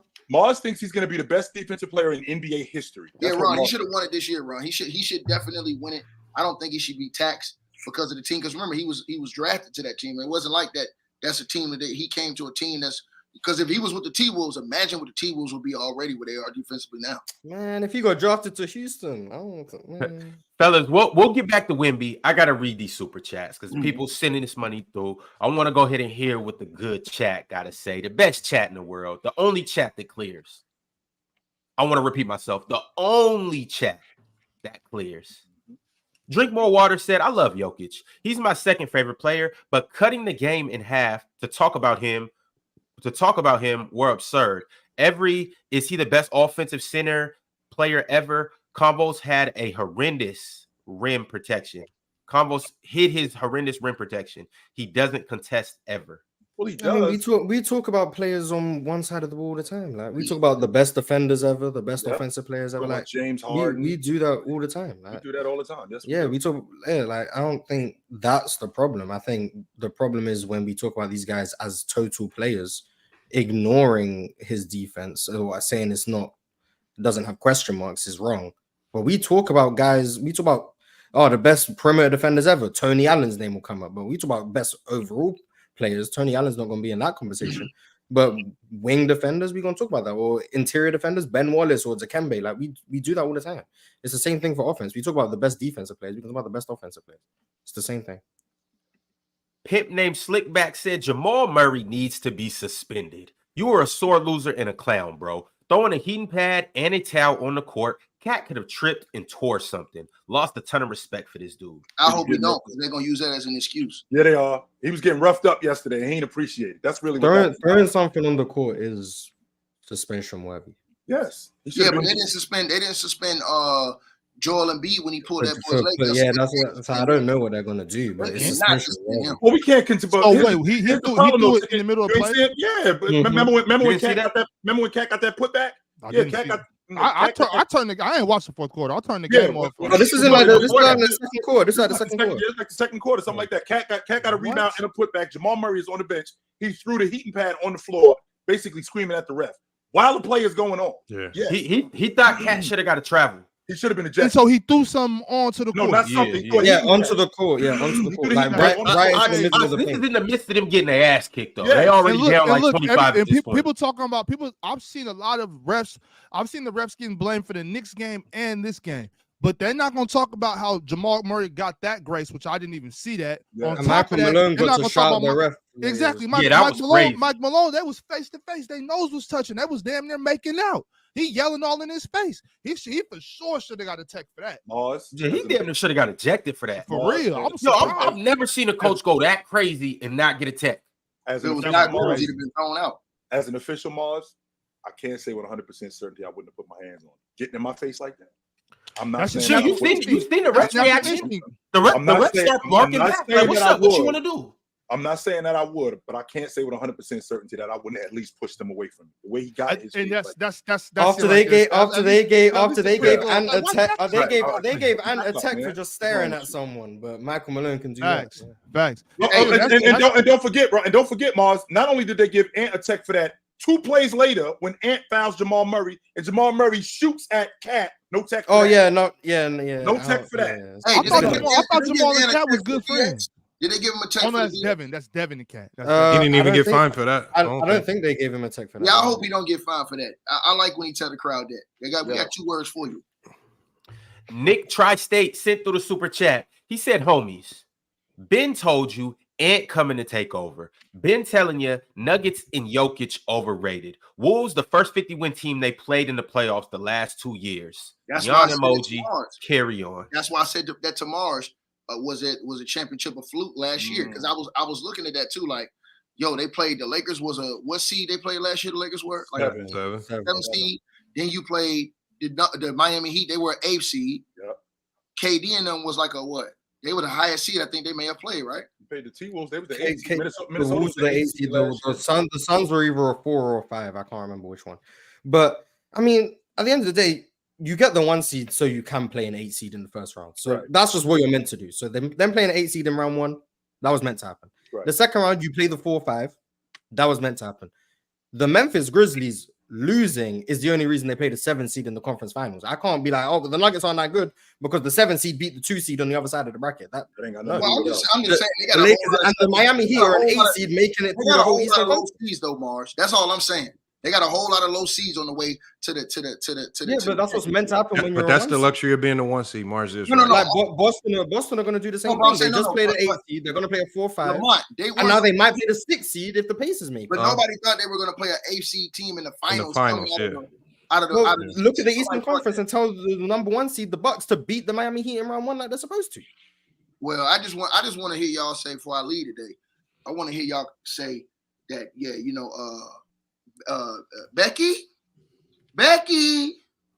Becky.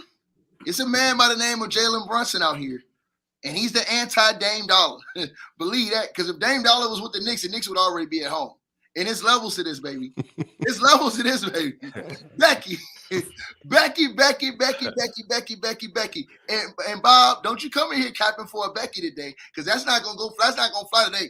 Another 40-point game. Yeah, we done already had this. We done had this conversation a couple times. I don't want to keep bringing into this because it's gonna turn into a whole another And argument. Draymond Green had the nerve to open his mouth talking about something. He can't get this team to the promised land. I don't know, man. But look, when she said that, or whenever Draymond, whatever, I don't know when Draymond said what he said, but when Becky said what she said, I was 100% with her on that. They made some trades. I'm like, well, the team is better. They can go further. I told you already. What was it? Maybe February. Yo, he made me a believer. I could change my mind, but he still got to win. What she said was, if him being the best player, they can't win a championship. So they have to win. He can't be a 1A. He can't be a 1A. So now they have to now Ticket until they win the championship. She's no. I'm saying Draymond said he couldn't even get to the finals. But I don't know about what Draymond said. Yeah, but I just want to real quick, because you know how this goes. It happened.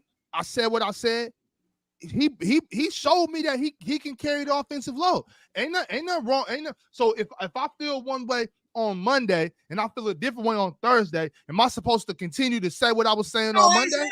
You know what I'm saying? What Jalen Brunson has shown me these last 3-4 months is 100% not what I was expecting from Jalen Brunson. But So I I don't know Becky. I don't owe her no loyalty. I can easily say, yo, she could have been wrong. Ain't nothing wrong with that. If I told you 3 months ago Jalen Brunson was going to give you 40 in the playoffs on the regular, I'm sure I'll be like, no. You heard me 3 weeks ago say, give me Jalen Brunson over De'Aaron Fox. So if I'm saying that, I don't give a damn about what Becky Hammond said. I thought she was right when she said it. Now I'm like, Becky, he might be good enough. You know what I'm saying? I don't got no problem with that. To add some context to it, so first off, the Knicks beat the Pacers last night. Hold up, wait, Ticket. We gonna get into it. Ticket, relax. We gonna get into it. We're gonna get it. Ticket, relax. We gonna get into it right now. I'm gonna say it right now. You gonna say it right now before I leave? No, we gonna get into it. Hold on. I'm just trying to tell the people. I'm trying to tell the people. The Knicks beat the Pacers last night, 121-117. Tell it. Jalen Brunson scored 43 points, and he became the fourth player in NBA history to score 4 straight 40-point games. What Holly do? Also, hold on. I'm getting into it. Hold on. And then also, Josh Hart balled out. Josh Hart had 24 points, 13 rebounds, 8 assists. He went ballistic. DiVincenzo balled out too. He had 25 points. On the other end, come on now. Tell them what you did last time. So this fool hit me up when they hold on, ticket. Hold on, ticket. Hold on, ticket. Come on, dog. Come on, Rob. On the other end, Miles Turner had a pretty good game. He scored 23. Okay. Pascal Siakam played all right. He had 19. Keep going. TJ McConnell balled out in 22 minutes. He had 18 points off the bench. Picking up full court. He was on. Tyrese Halliburton, on the other hand. Now we talking. It seems he only decided to play one half of basketball. He finished the game with 6 points, 8 assists, and he only shot 6 shots in 36 minutes. Now, Ron. He was a complete no-show in the second half. He's an all-star, Ron. He's a dude that you was sitting here. Remember, y'all was in here crying about his stats, saying, oh, he putting up 24 and 15 assists and 12, 13, and 14 assists. Bro, he is going to get completely exposed in this series. And this is a series right here he cannot run away from, Ron, because Tibbs is on his ass, pause. He on his helmet, bro. He can't get out of this series. All of his flaws are going to be exposed in this series. And I'm telling you, that all-star stuff y'all was talking about, he creeping up on Superstar, putting up 20 or something, that's out the window. He did that last series he's playing against Lame Dollar. He's not getting away with that this series against the New York Knicks and Brunson and them boys. Them boys putting him in a straitjacket. And excuse me, not Ox. Swiper, I will give you one thing, bro. Yo, Josh Hart a bad mofo, man. Ooh, that's a bad mofo. Bro, listen, that's a bad mofo, man. You talk, bro, Tibbs play him every minute, damn near every game, bro. That's a bad mofo, man. I got to give y'all flowers at Ron. Your boy Halliburton, dog, this indictment on him, bro. That was sad. That was sad. Yeah, I mean, I obviously got to speak on it. And I'm definitely disappointed. And Ticket, it's not even about the whole series. Last night exposed all his flaws. He's not aggressive. He's really just not strong enough at all. He was letting DiVincenzo just push him around, and he just wasn't. It was no type of fight, no nothing. Also, too, like his half court creation is just. I really think it's lack of creation or lack of aggression. But regardless of what it is, it's not good. It wasn't good last series. No. It wasn't good last night. It's garbage. All he do is play fast basketball, Lamont. This is what he do. He push the ball real fast. He'll try to get into the lanes. He'll jump and try to turn and throw it to somebody that's wide open. That's it. He have no real point guard creation as far as running an offense and really getting you in your sets. That's why the coach always got to come bench him and put TJ McConnell in the game to settle the game because of that bum you praise. Now tell the truth. Yeah, he looked bad last night, and I'm like, it's no way we get into the clutch. I would pump the brakes though. I'm not gonna jump the gun. They still got to go to Indiana. I'm not gonna jump the gun on this Indiana team. They play a crazy pace, man. I don't know, man. I mean, the Knicks hell good comeback. Good performance again by Brunson. He's playing like a superstar. I don't think he is a superstar. I don't think he ever will be. I don't think he will ever be a superstar. What? Yes. Lamont, what else do you have to do? No, I'm gonna tell you why. Lamont, So I'm gonna tell you why. You think Dame Lillard's a superstar, Lamont? No, I'm gonna tell. No, this is no. I don't think Dame's a superstar. This is what happens when you get the term superstar. If you are a true superstar, no matter how good or bad you play, nobody can snatch that title away from you. When you look at the Kobes, the Jordans, when you look at the true superstars in this league, Kobe at his lowest in the league was still always a superstar. As soon as Dame Lillard started playing back, everybody snatched that superstar title back. He had it for about 6 months or something. So just like Jamal Murray, they were saying he was a superstar last year when he was barbecuing teams. Y'all snatched that back as soon as he dropped that 8 points the other day. So if you can snatch the title back as soon as he started playing bad, he ain't really a superstar. Number one, you said snatch the title back. How do I even get it in the first place? Let's start with that. No, what I'm saying is you can play like there's been a ton of players in NBA history who've had moments where they played like a superstar, but just because you had that moment don't mean you are a superstar because there's a lot of stuff that come with being a superstar. Sure. So we've seen a ton of guys have that moment, but fans will very quickly snatch that from you if you ain't really a real superstar.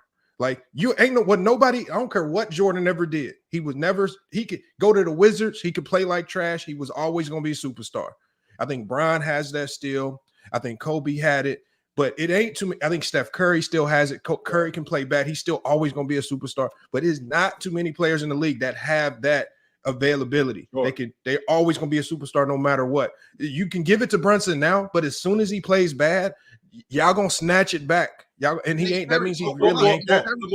He's carried the team. Well, that's what I'm saying. It sounds like that's an all-star. But okay, sure, I can get with that logic. But it sounds like a guy who's a superstar develops that, and a guy like Bryant, for example, Bryant became a superstar, and the reason why it couldn't get snatched was because of what he had done to become a superstar. You couldn't get off of that. The fact that what he did when they won an NBA championship 3 straight years, the fact that him being an all-league defender, he developed into a superstar. A guy like Jalen Brunson, you saying him not being a superstar, he's developing into a superstar. No, he because y'all forget that being a superstar is more than just your game. That's my point. And off the court. Brunson will never be what Kobe was off the court. I'm not saying that he's got to be Kobe, Lamont. No. I'm not saying that if it's just about just the game, his game is going to go up and down. But here's the difference, though. The difference is that with him being the face of the New York Knicks franchise, him taking them deep into the playoffs, not just taking them deep into the playoffs, consistently doing it, consistently being an all-pro, consistently being a superstar. If they end up getting to the NBA championship, I don't think they're going to do that, but if they end up getting to the NBA championship, he's playing like a superstar. But if he continues to do that, then he gets that tag where it can't come off of him. It can't. And I'm not even going to say Tim Duncan wasn't a superstar. Tim Duncan ain't talk. You said what? You never said Tim Duncan wasn't a superstar. Tim Duncan ain't talk. Tim Duncan, in his own realm, he spent a whole career to get that. He earned that. And he did multiple things. And even with Tim Duncan, at the end of his career, when his game waned, he was still a superstar. At the end of his career? Even when Tim Duncan game was a shell of himself, he was still looked at as a superstar. No, I'm saying, when do you thought that he earned that title as a superstar? It wasn't at the end of his career. But what he did was he put in the work. He got the championships. He earned it. Yeah. And then because he put in all of the work, what was necessary, and again, he didn't have the true mantra of most superstars with the off the court stuff. He didn't really have that. Right. But I think he had enough of a persona in the league on and off the court to where he could get that label. And you don't think Jalen Brunson is going to be? I don't think Jalen Brunson could ever get that label because even though he's developing I feel like I don't think he's a superstar yet. I do feel like he's developing into a superstar. I do think this is the same thing we saw at James Harden. Y'all smashed. Hey, but Lamont, though, hear me out. Jalen Brunson beats the Pacers. Let's say he has one more 40-point game in this series. Cool. I don't see why he can't have more than that. Chill. I'm keeping it modest. He has one more. He averages 33. They handle the Pacers. They go and play the Celtics. Mm-hmm. Once again, he averages 30 plus. He carries the offensive load, beats the Celtics in, let's say, 7 games, hard-fought series, leads them past the Celtics into the NBA Finals, and performs on the biggest stage. describe to me where he lands, He's what an he all-star. is, how you would define him. He's an all-star. He can't be no more than that. He won't. It's going to be tough for him to crack into the realm of the Steph Currys and LeBrons, and it's going to be tough. I can't just run around just dishing out. Like, I can't just run around dishing out superstar status because you have one good playoff run. Sure, I can get with that. That ain't enough, man. This isn't one, though. This isn't one. Hold on, Jimmy Butler got to the finals multiple times. Ain't no. That means if we go off by that logic, is he a superstar? No, but but he averaged 28, almost 29 during the season, the whole season. And last year he averaged 24. This is his third good playoff run, right? Yeah, he got busy last year in the playoffs. Second with the Knicks, and then he also did it with the Mavericks. He got busy with. He averaged 30 last year in the playoffs. That's super. No, he averaged 27.8. This year he's averaging 37 in the playoffs. In the playoffs. Two ways you can crack superstardom. You can have the superstar persona on and off the court, or you got to start winning championships. One of the two. He ain't gonna get the marketability. And I don't think he winning no championships no time soon. In New York, he's definitely going to get that, Lamar. Okay, hold on. So tell me, you buying the Brunsons? You got what products? What brands is he associated with? You can't say he's gonna AirPods. Absolutely, he's doing that. I ain't never heard of him. It's coming. Lamar, it's on the way. If he keep doing this, it's on the way. How do I know about Victor Wembanyama's shoes and logo before I hear anything about Brunson? Well, see, that's how you know Victor Wembanyama is on his way to superstardom. I think that's something we already know what his brand is. Though, Lamar. It's not. No, it's not different. Yes, it is. And the reason why is because the next superstar in this league is Victor. There's a difference between a superstar and the face of the league, the future of the league. And that's what they're building Victor Wembanyama to be. That's number one. Number two, Lamar, it could be multiple superstars too. Isaiah Thomas was a superstar. It's not that many superstars. Y'all dishing out superstar title too. No, it's not. I ain't gonna argue that, Lamont. I won't argue that there are a lot of superstars because no, it's not. There aren't many superstars. Going deep into the playoffs, I feel like that matters. Winning matters, and what you do off the floor, how marketable you are, how personable you are, where you play, all of that stuff definitely matters. And a guy like Jay, at his size, I want y'all to think one thing. For his career, right now, Jalen Brunson is 48% from the 49% from the field. A small dude. And 40% from the three for his career right now, Chill. A midget for his career. Think about that, Chilltown. He's 49% from the field and 39% from the three for his career. That's insane for a midget. For a small dude. And then Chilltown, you're over 40 from the three this year, over 41 from the three last year. You were damn near 50% from the field last year. And you're now all these dudes talk about AI wasn't what, Chilltown? Efficient, right? Right. But you get a guy the size of Brunson who was smaller than AI, who's this efficient, putting up them type of numbers. And not only that, have the impact on winning, and he ain't no superstar. Lamont, man, I got love for you, brother. Man, I'm saying he has to crack one of the two. He has to crack it with the off the court superstar personality or persona, with the marketability, or he has to start winning championships. Until you start cracking one of them, like Tim Duncan started winning championships, superstar because he was a part of a dynasty. We give him that. Steph Curry, the marketability and championships. LeBron James, the marketability and championships. Was a superstar. Patrick Ewing was not no superstar. Yes, he was. Man, come on, man. He was a bum. Man, come on, man. Come on, man. A bum. What's happening right now? What? Hey, Ticket. Stop playing. Hey, Ticket. What we doing right? Hey, Lamar, you wild right now. Come on, man. You had me for a minute, yo. No, I'm not doing no. I'm not going for Patrick Ewing. He's a glorified ball hog. Yo, Lamar. He was a glorified ticket off the show. Look, check this out. Check Patrick Ewing, because I even compared Joel Embiid this year was basically that's who he looks like to me now. He's not, his points ain't very impactful. He just basically Patrick Ewing with a better handle. It ain't nothing. Patrick Ewing, man, come on, man. Y'all got to stop with this Ewing. Ewing was not no superstar, man. He is not no superstar. I think you and I have a different definition of a superstar. One, he was the face of the New York Knicks. Two, he was one of the main reasons why they were going deep into the playoffs. Three, he was elite at his position. He was an all-pro. He was an all-league defender. He was an all-star. Consistently. No, he wasn't an all-star. He was an all-pro, and he was an all-league defender. Consistently, he was an all-star. No, that's not an all-star. No, that's better than an all-star. Did he have the marketability of a Jordan? Oh, that's different. Again, we're talking about levels of. Did he win championships? He got to the championship. No. He did not. Did he win championships? No.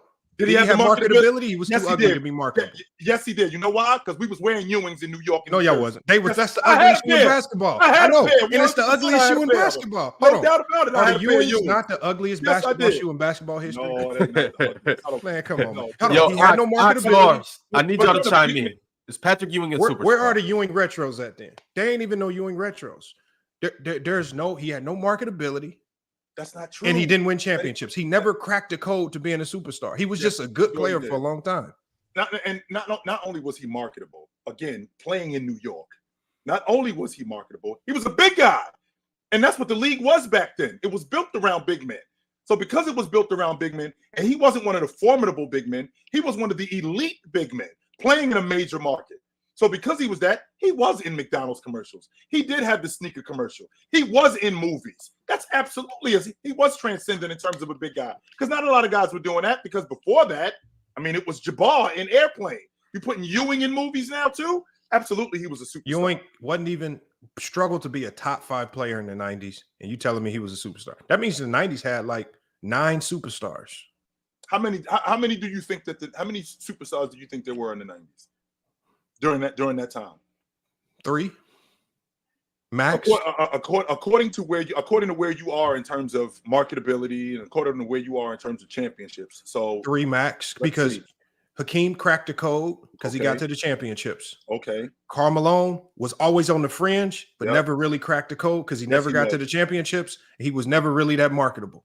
So I don't think he was. I think he had superstar talent, but he never officially became a superstar because he always lacked in the championships or the marketability. When you got to go with Scottie Pippen, because Scottie Pippen paired along with Jordan had the marketability, one of the most popular shoe lines throughout the 90s, right? And he was consistently top 5 player throughout the 90s. So I think Pippen and Jordan cracked it. I think Magic still had a little bit of it in the early 90s just because of Magic's persona, but Charles Magic was Barkley. marketable, right? I think Barkley has Mm-hmm. superstar talent, but I don't think he was ever cracked the code to being a superstar. I think he had superstar talent, but he was never a superstar. What about Shaq? I mean, Shaq came, but Shaq was a superstar. Why? He immediately became marketable, and what did he do? He got to winning championships too. Charles Barkley. Charles Barkley was big time marketable. I just don't think he had the superstar talent, but he's superstar talent. But to me, he never cracked that upper echelon because. I mean, there's a combination of things, and I think once we start doling out that superstar that title too easy, we water it down. That's why the NBA Hall of Fame so watered down because they didn't let everybody in. I can't just hand out superstar passes to everybody because you play good for a stretch of some years. Right. You really got to earn it. We got to put a higher standard on basketball on what it takes to be a superstar. I believe. Well, I got Charles Barkley. I damn near want to say Reggie Miller. Not a superstar. That's fine. I'm that's on the fringe. I'm fine with not having Reggie, but I gotta have Charles. I mean, I can understand some of you guys are talking about. To me, I think Dame had this as being a local superstar. Dame was a superstar to Portland. He was a superstar in the Portland area demographic. I think Reggie was a superstar in the Indiana demographic. Ewing might have been a superstar, but when you talk about on the national scale, where you're nationally recognized as a superstar, I don't think those guys had it on the national scale.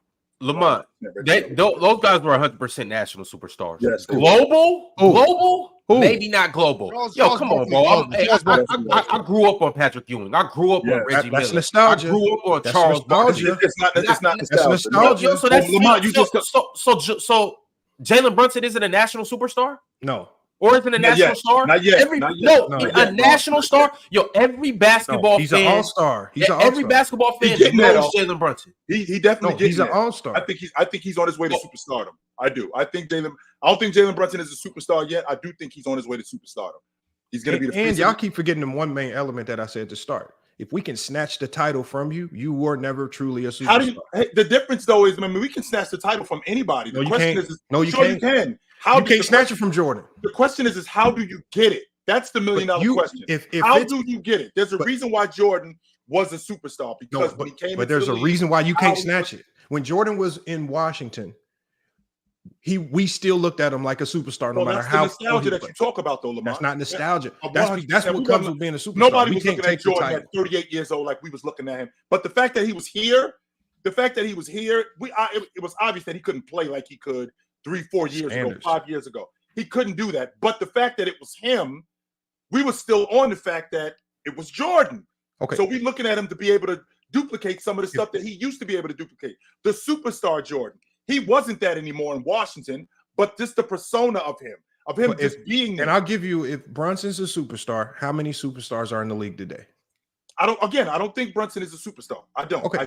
Let's say he's on his way to superstardom. I do think he's on his way to superstardom. If he's on his way to superstardom, then how many superstars are in the league today?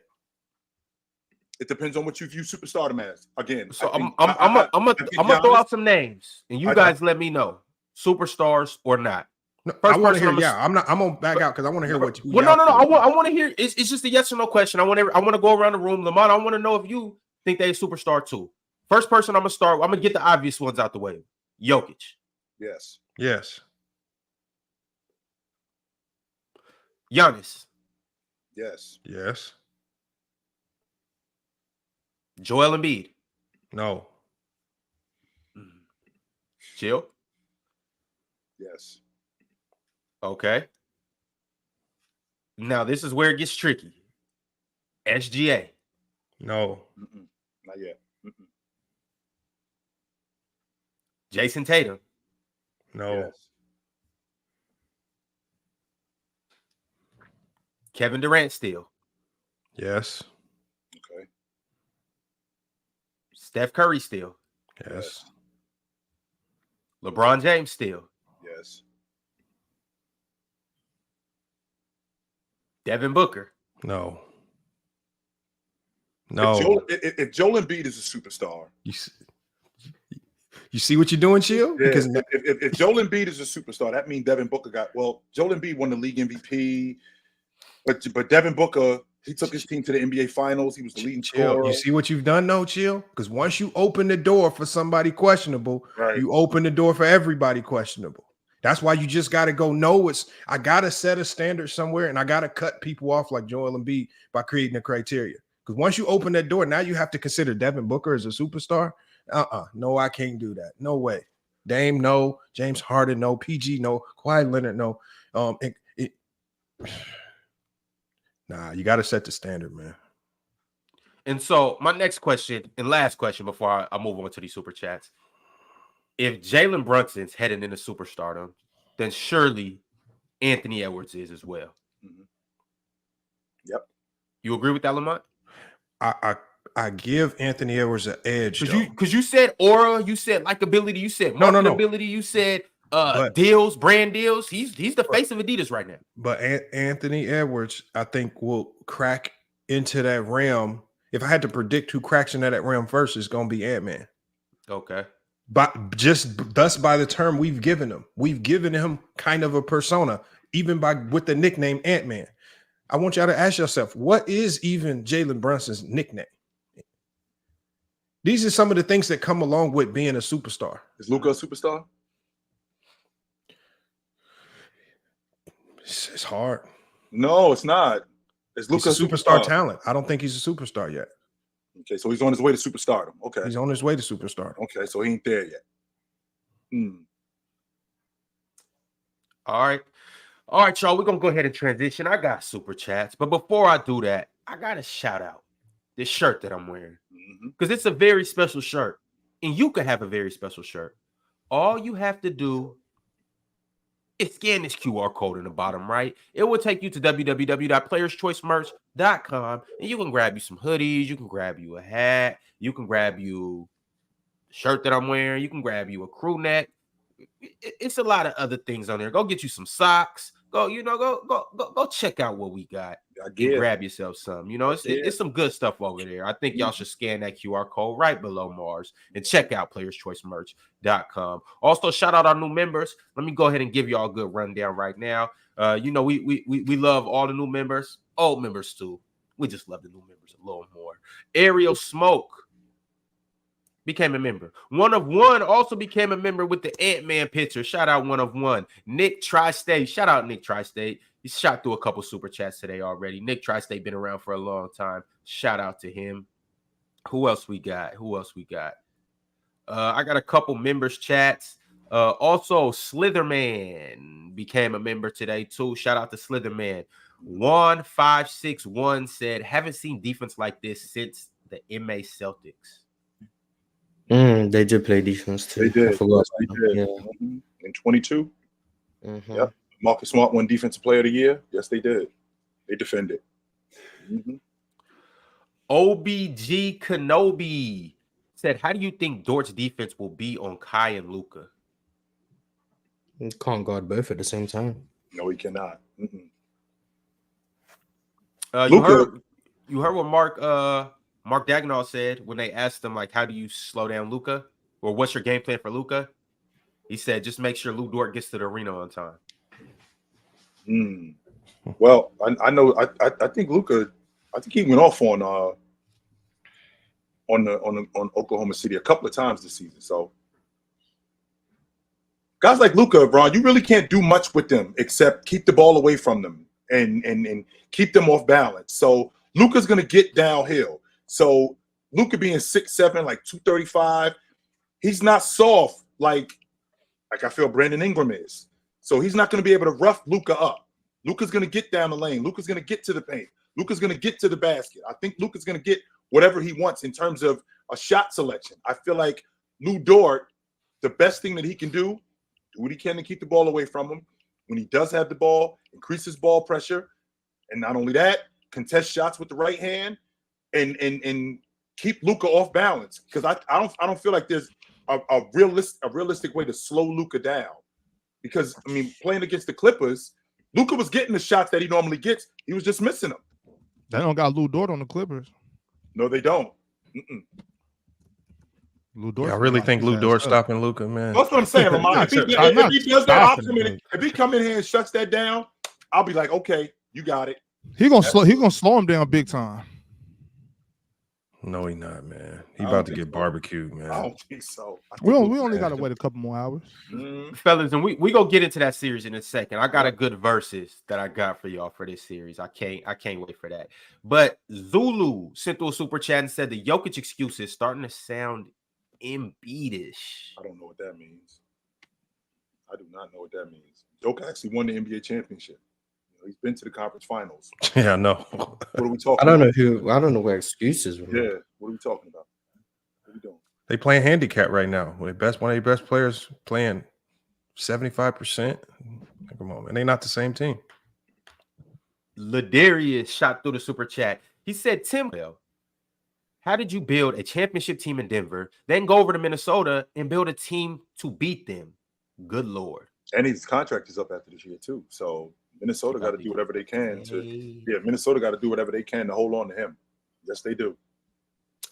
J.A. said, we done with the Nuggets. Joker, big trash. We done with the Nuggets? No.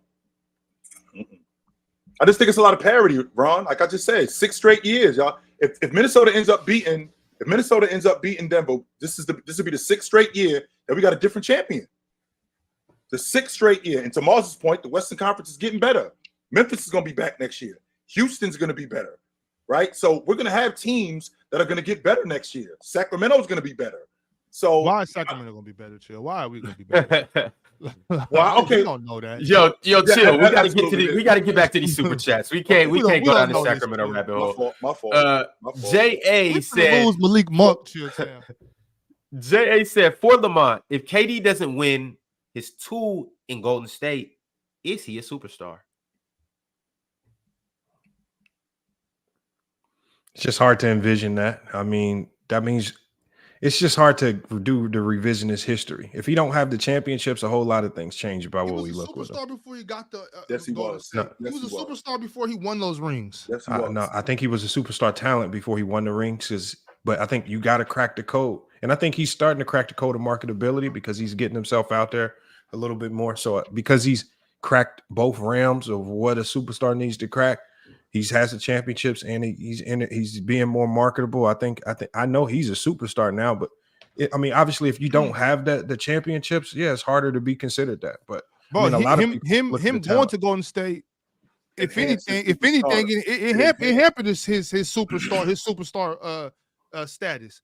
He was more of a superstar. He went to Golden State and he lost some of that status going over there. I think he was more then than he is now. And the fact that he played in Oklahoma City for what, 8-9 years? I mean, before he got to Oklahoma City, he was an All-Pro. He was a league MVP. They went to the NBA Finals. He was ridiculously marketable. People were talking about KD all over the place. Remember he did that weak ass movie? I do remember that. But Yeah, KD when was, he changed the KD was power of 100% a basketball. superstar. So before he does got that to mean Oklahoma Russ City. is a superstar right with him? Oh, Russ was a superstar. No. But why'd you yank it from him? I didn't yank it from him. The reason why I didn't yank it from him, here's why I didn't yank it from him. I felt the reason why I didn't yank it from him, because Russ stayed box office.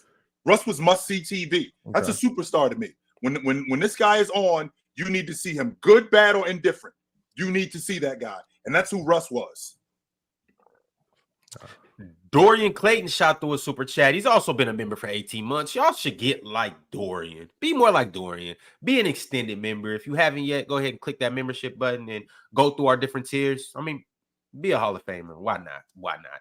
But Dorian said, congrats to Wemby on Rookie of the Year. And I love to see the Wolves taking an early lead in this series. And also, Ron, do better. Stop being an L host. Garbage. Well, trash. Dorian, I thought about it. Whoa. I've given it a lot of consideration. Tomatoes. And I realized change is inevitable. And we should all strive to do better. So you know what I'm going to do? I'm going to do better at keeping up the bad work. I got you. The Tribe One said this was a team L for the Nuggets. I know Ticket ain't bailing out Jamal, is he? He has been mid outside of the fourth this whole playoff run so far. Yeah, he was trying to bail out Jamal 100%. Damn, Jamal. Adam West said, please don't bring up Early today. He's worse than Jalen. Please, Ron, don't be an L host. He a Denver fan. So does that mean I did better today? Nah, man, bring my man Early and Jalen together same damn time. Well, one of them's on their way. I don't know which one, but one of them's on their way. Oh, Mars, it'll be all right, man. Open Gym's coming on soon. Hey, in case you don't know, right after the panel, Open Gym is coming on. So go straight from here, right over there, and you know they're gonna turn things up. Mars and Damo, the new dynamic duo on the Players Choice Network. Hey, Devin, shut your bifocal looking ass up. You ain't even got a light bill in your name. Talking about me being an old man. Shut up. Living in your mother's basement. Shut your goofy ass up. You know it stink down there. It smells like rotten stomach. Shut your ass up. You're leaving half-eaten tuna sandwiches on the dresser for 2-3 weeks at a time. Wait till your father come home. That's what you got to listen to. Wait till your father come home. You better not be trying to sneak no girls down there. They're going to talk about you. They're going to talk about you. Mm-hmm. SMN R&DM said, refs ruining it. I feel bad for the Pacers. Clear hand tap gets called a kick. They let the most aggressive. They let the most aggressive shit go, and then get fooled by DiVincenzo's flop. You know what? First of all, Ron. Have more dignity than that, Ron. First of all, Ron, they did blow the kickball call. They did blow that one because he didn't kick the ball. They did. But that was clearly an offensive foul. That doesn't mean because they didn't call it. Because they didn't call it on DiVincenzo to play before that does not mean that it wasn't an offensive foul. I use Ox logic. Hey, Ox, just because I robbed the bank and got away with it, and you robbed the bank and got caught, doesn't mean that I did something different. We still both robbed the bank. But chill though. I'm gonna use Ox logic too.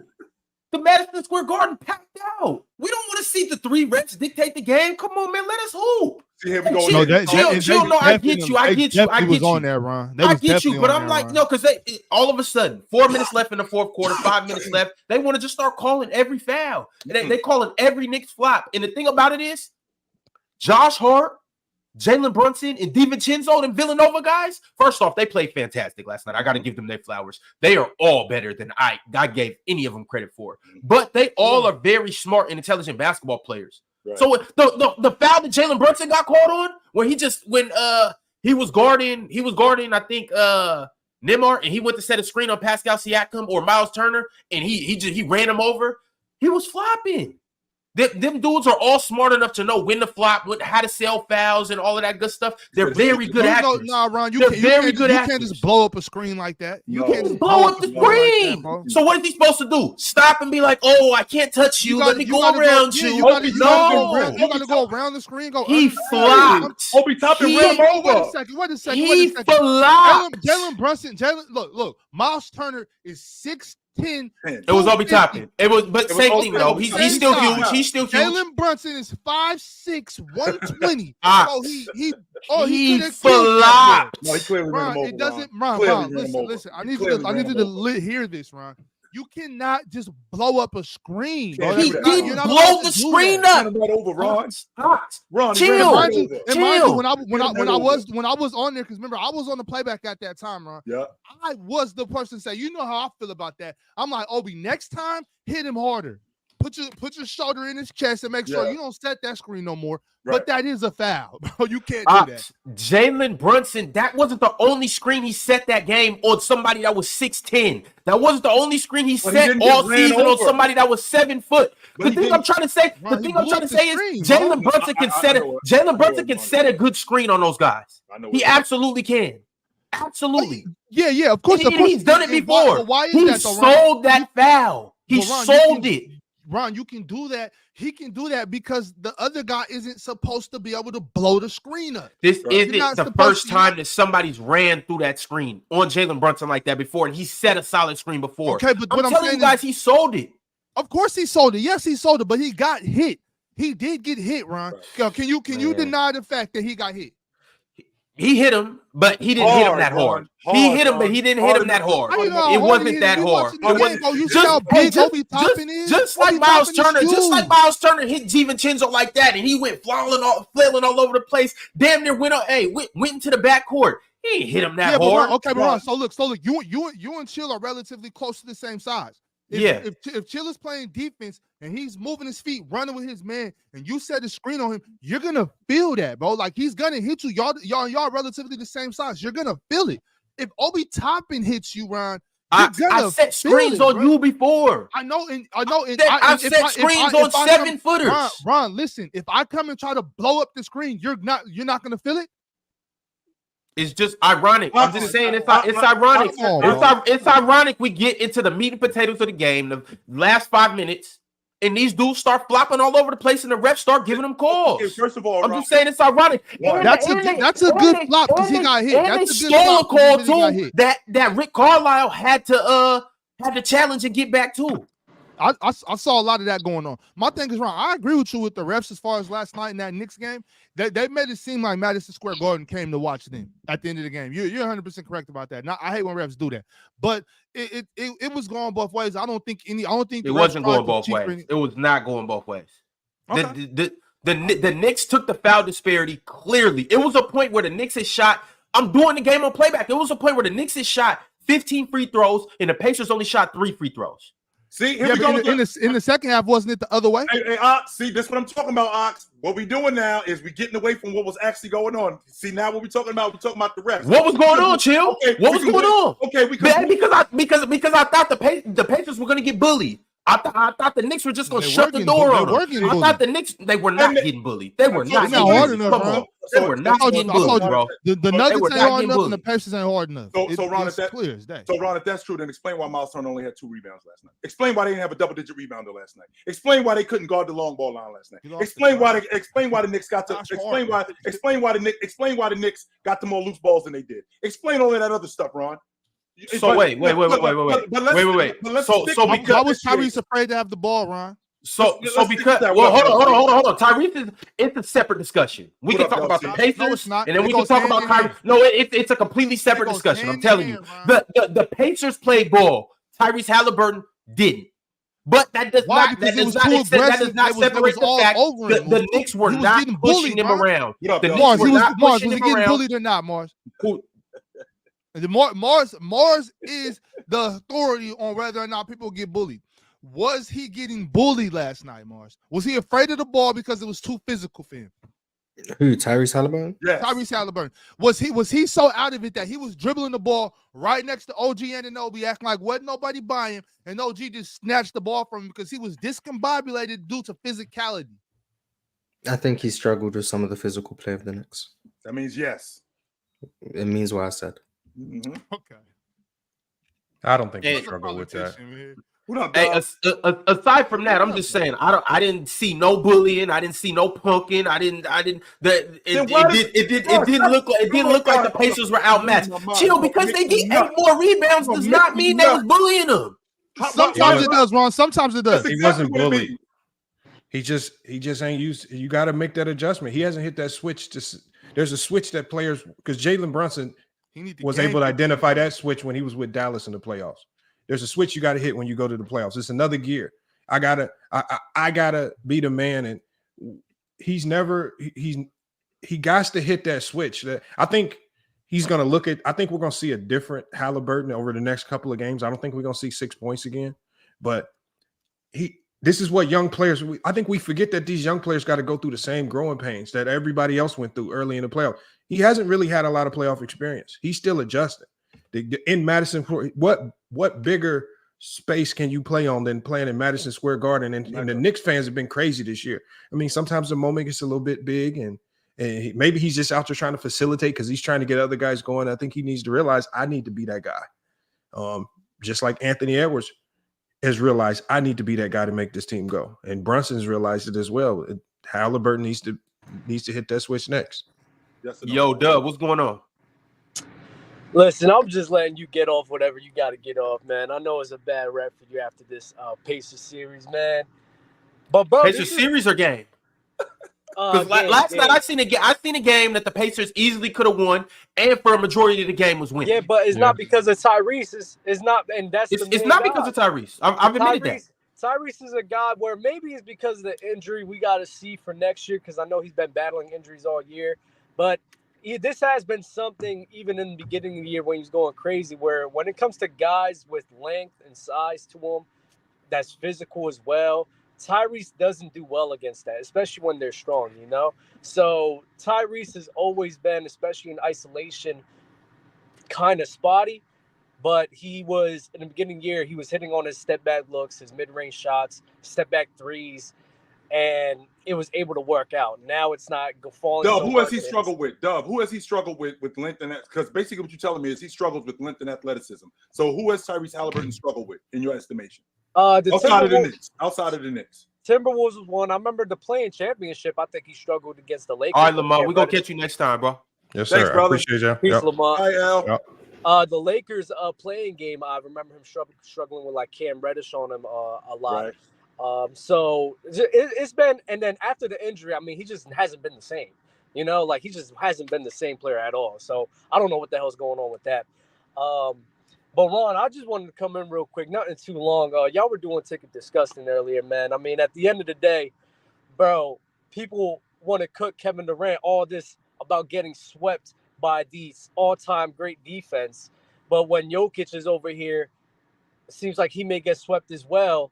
No one's cooking him for the same thing when he's in the smack dab of his prime. That doesn't make sense to me, number one. Number two, you know, Mars said something before. It's so funny, you know. Mars is just proven to be a dub merchant. He said a guy in Anthony Edwards had something that he just cannot explain. He just has that very thing. When I told him that a year and a half ago, About Anthony Edwards. When I told him that when you're actually playing in games and there's some people in that room that you just can't explain, they just got something. You just can't explain. Mars is poking fun at it, saying that doesn't exist, saying it's not some magical thing. They're just better. But here you go saying the same thing for Anthony Edwards. It's just funny how he's proven to be a dub merchant, man. It is what it is. He needs other people to, you know, carry open gym for him. So it is what it is, you know. But yeah, Jokic, and when people talk about how the Nuggets was going to win and 2-peat and everything like that, Jokic was going to be great, there's no answers. And I'm telling y'all the defense is spotty. I'm telling y'all there's some matchups that couldn't really exploit him, both offensively and defensively. And now we're actually seeing it. No, it's just kind of funny how the tables turn around. Now y'all don't want to cook a man in his prime in Jokic, but a man in Kevin Durant who's in year 17, y'all can't wait to cook him when he's about to get swept. Just doesn't make sense to me, Ron. You know, when people don't keep the same energy. At least Ticket does. He's going to cook them all. But Jokic is getting his ass handed to him, and nobody's saying anything besides it's just a great defense, so we're just going to let it rock. That doesn't make sense. Well, wait a minute. I think we all said something about it, Dub. Yeah, I think everyone you weren't listening to the show, right? Yes, yeah. Everyone's saying Jokic can't play in the 90s now. They're saying he struggles with physicality, which we're clearly seeing. You know what I mean? He struggles against teams with multiple big men or guys to size him up where he can't necessarily bully them all the time. People are noticing some of the flaws in Jokic, and I think we just want Dub. We just want the Ticket to hold Jamal Murray accountable as well. I mean, what's his name? Jokic isn't out there by himself, and for a guy that holds Jamal to such high praise, saying he's better than Penny Hardaway and things like that, I want to see if he's going to hold. So in all actuality, Dub, you came up here capping for Ticket, and he was being one-sided, and we were actually giving everybody some fair just due. When everybody gives Jokic credit. Everybody, literally, like people taxing Jamal Murray for going crazy in the postseason because they say it's Jokic. But now, when Jamal Murray's struggling, we're not going to point any fingers on Jokic. Jamal Murray's just struggling. So when he's succeeding, we're giving credit to Jokic. But when he's not succeeding, nothing's going Jokic's way. That's inconsistent, Bob. That's the portion that we're talking about. And if he's winning, he gets all the credit. But when he's losing, he doesn't get all the credit. Jamal got a lot of love last year for his run. He got a lot of love for making those shots against the Lakers, even though he didn't play very well at the beginning of the games.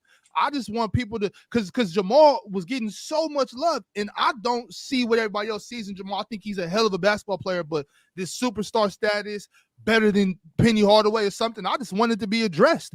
I do think we held Jokic accountable today. I think we talked about, I asked Mars if he thought that they were getting in his head. Was he shook up? Matter of fact, when I woke up this morning, I was thinking, all I could think about was basketball. I was getting my kids ready for school. I was thinking about basketball. I had to make a quick short and make sure I said, I think Jokic just shook.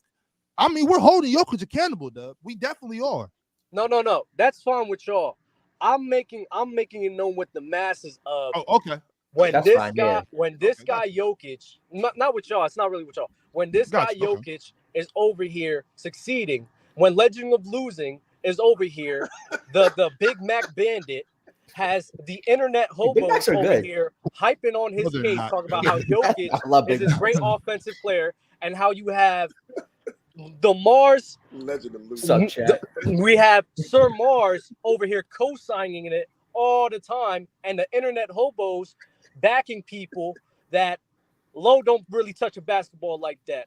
Mars don't really touch a basketball like that. This is crazy. And they listening to people that don't even go outside to play in the parks. Why you throwing so many strays at your boy, man? I'm just saying, when they listen to people like Mars, that, man. This is crazy. Mars, fight back. And they have all the internet hobos out there saying Jokic is doing all this and Jokic is doing all that. But now this team is getting cooked.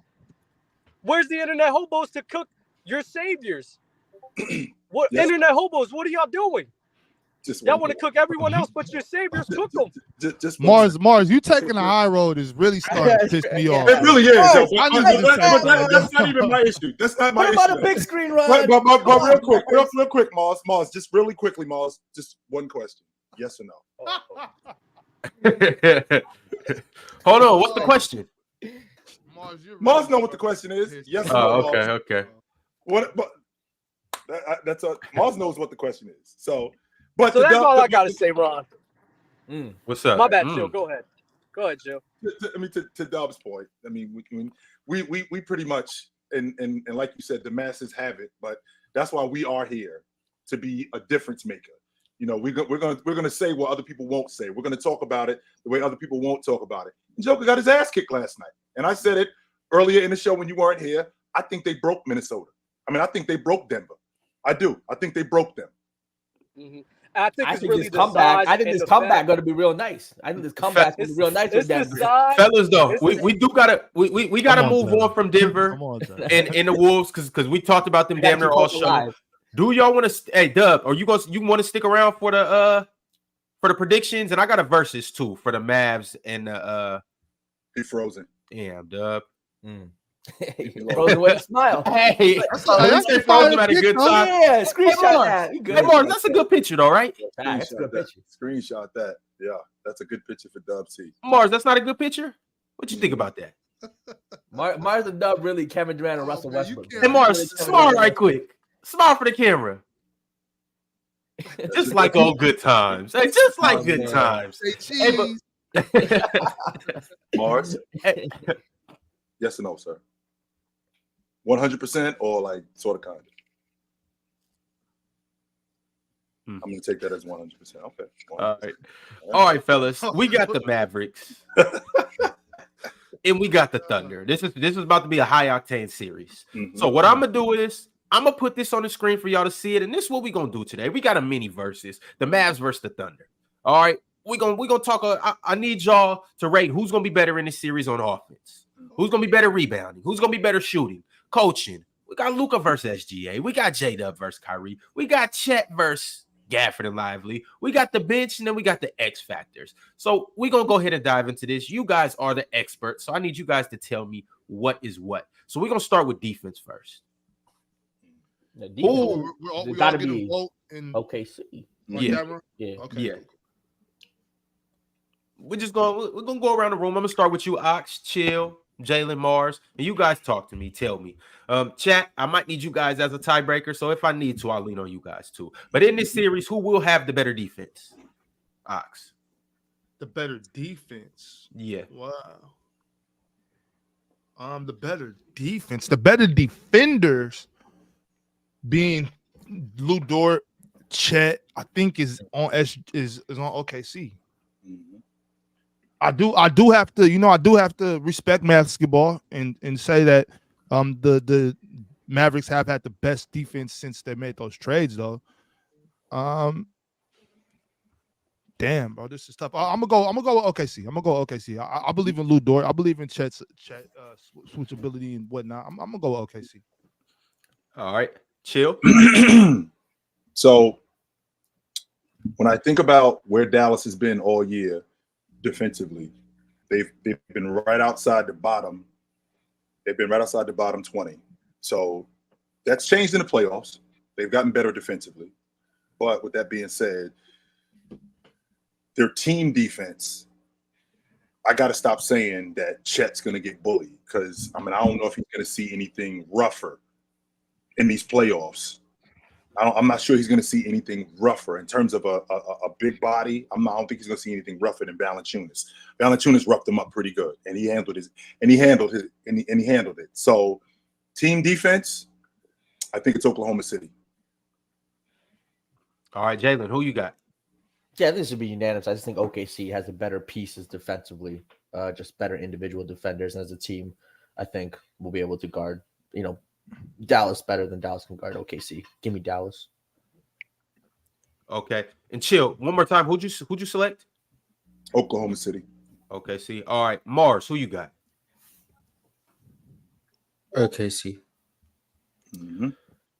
All right. OKC takes it on defense. Offensively, who is going to be better in this series as a team?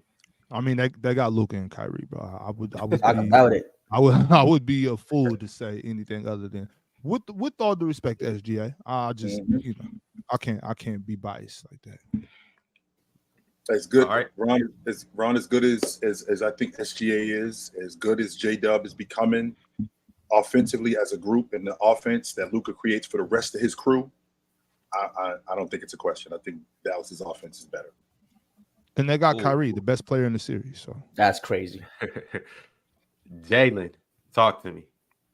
Now, if we're talking about maybe the best offensive player in the game, seriously noticing some of the weaknesses with Jokic, Luka gonna show the world he's not gonna struggle against physicality. Ain't no Lou Dort stopping him. J-Dub, you think he's worried about Chet in the middle? This is Luka Doncic, who had, for his standards, just an okay series against the Clippers. He has another level he can get to. We've seen it before. Luka's going to be clearly the best player in this series. Clearly? I don't even think him and SG. It's not even close. Clearly? I really don't. I think there's such a huge gap. People have to stop just because one guy's ranked. Both could be the top 5, but there's a significant gap between him, and we'll talk about that after that's the topic. But it's the Mavericks again. Kyrie too. Kyrie's probably the second best scorer in the series. I mean, he's not. Yeah, probably the second best scorer in the series. All right, Mars. You taking the Mavs, Jalen? Yeah, 100%. All right, Mars, who you got?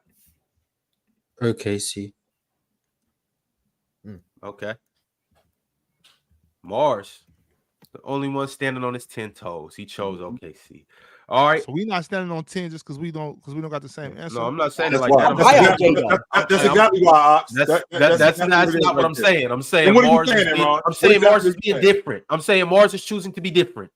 Oh, but when I be different, I'm a contrarian. You just want to be a contrarian. I mean, what Mars does it. You gotta say it with an accent. You say it with an accent. You gonna mention. You should develop a Nigerian accent or a.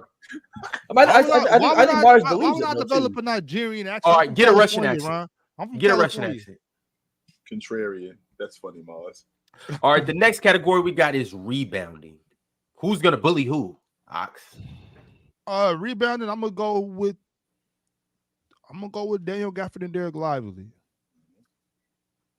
Yeah. Okay. Dallas. Yeah. Give me Dallas for the rebounding for sure. All right. Chill. And I'm going to take not only Daniel Gafford and Derek Lively. I feel like Derek Jones Jr. sticks his nose in there. He gets rebounds. Luka is one of the better rebounders in the game. So I think as a collective unit, I think that they're better. I think that better at rebounding in this series. Yeah. You got the Mavs? Yes. Jalen. Yeah, I'm going with the Mavs. So I think Chotan said it right there. Like Luka's going to rebound for them. I think Gafford might. It's not going to put up the biggest rebounding numbers, but I think Derek Jones Jr., Luka, those are guys that'll definitely kind of make up for it. OKC's been getting destroyed on the boards a lot this season, so definitely expect Dallas to win the rebounding match here. Wait. Are we talking about contested rebounds or uncontested rebounds? Hey, don't start that, Ox. Don't do that, Ox. Offensive or defensive rebounds. Okay, don't start that. Relax, y'all. Mars rebounding. Who you got? Statistically, OKC get more contested rebounds per game. Just putting that out there, just for whatever purpose.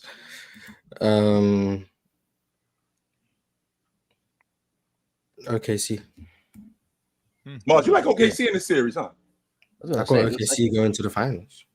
He's just standing on his 10 toes. That's all he now that it can't be Orlando. OKC or Philly. Yeah. So third time's the charm in the East. OKC versus the Cavs. Yeah. Man, I'm sorry, y'all. It's crazy because like OKC took care of the Pelicans in obviously dominating fashion. It's still just hard for me to be sold on OKC. And but the thing about it is, I'm definitely not sold on the Mavericks. I just don't know what to think right now. I hear you. Just think, whichever team wins this series is going to lose to the Wolves. Well, yeah, we got shooting next, y'all. Which team is going to shoot better in this series? Shooting. Dallas. Dallas? Yeah, I don't. With that one, it's so hard for me to say because it's every day. Every day's a new day. You know what I'm saying? So I can't say it. So this is just a guess. I'm just gonna guess Dallas. I have no facts to back that up. I'm just gonna. You know hard. What? Tim Hardaway Jr. Chilton. He's gonna get hot. Is he still hurt? You put your money on Tim Hardaway Jr. Yeah, that's tough. He just came. He was in practice like a couple days ago. Well, Ron, you know how I feel about Tim. I love Tim Hardaway. Yeah. I've been a Tim Hardaway fan since he was at Michigan. I love Tim Hardaway. All right, Chill. Who you got? Who's gonna shoot better in this series? I feel like Dallas is, man, because Kyrie Irving, when Luka gets in the pill, him getting in that mid range, especially in transition, cracking the long ball, how he finds guys like PJ Washington in that corner, him knocking down the long ball. I think Maxey, I think he'll be back. I think that shoulder strain, I think it's healed up. I think he'll be back. So I do, even as good as Oklahoma City's Isaiah Joe is, as good as SGA is shooting the long ball and all of those other guys, I feel like Luka creates more offense for his guys. I feel like those guys are going to shoot better. All right, Jalen, who you got? Yeah, the shooting one's interesting. I think, obviously SGA, mid-range master, floater, can do it all, but so can Luka. And then J-Dub too, though. J-Dub mid-range master at this point, hitting those mid-ranges, but Kyrie just different. He's going to attack the rim too. It's probably edge Kyrie there over J-Dub. Then it comes down to like PJ Washington versus Chet, Tim Hardaway Jr. versus Carson Wallace, Lou Dort, whoever, would be their next kind of option for them. Giddey.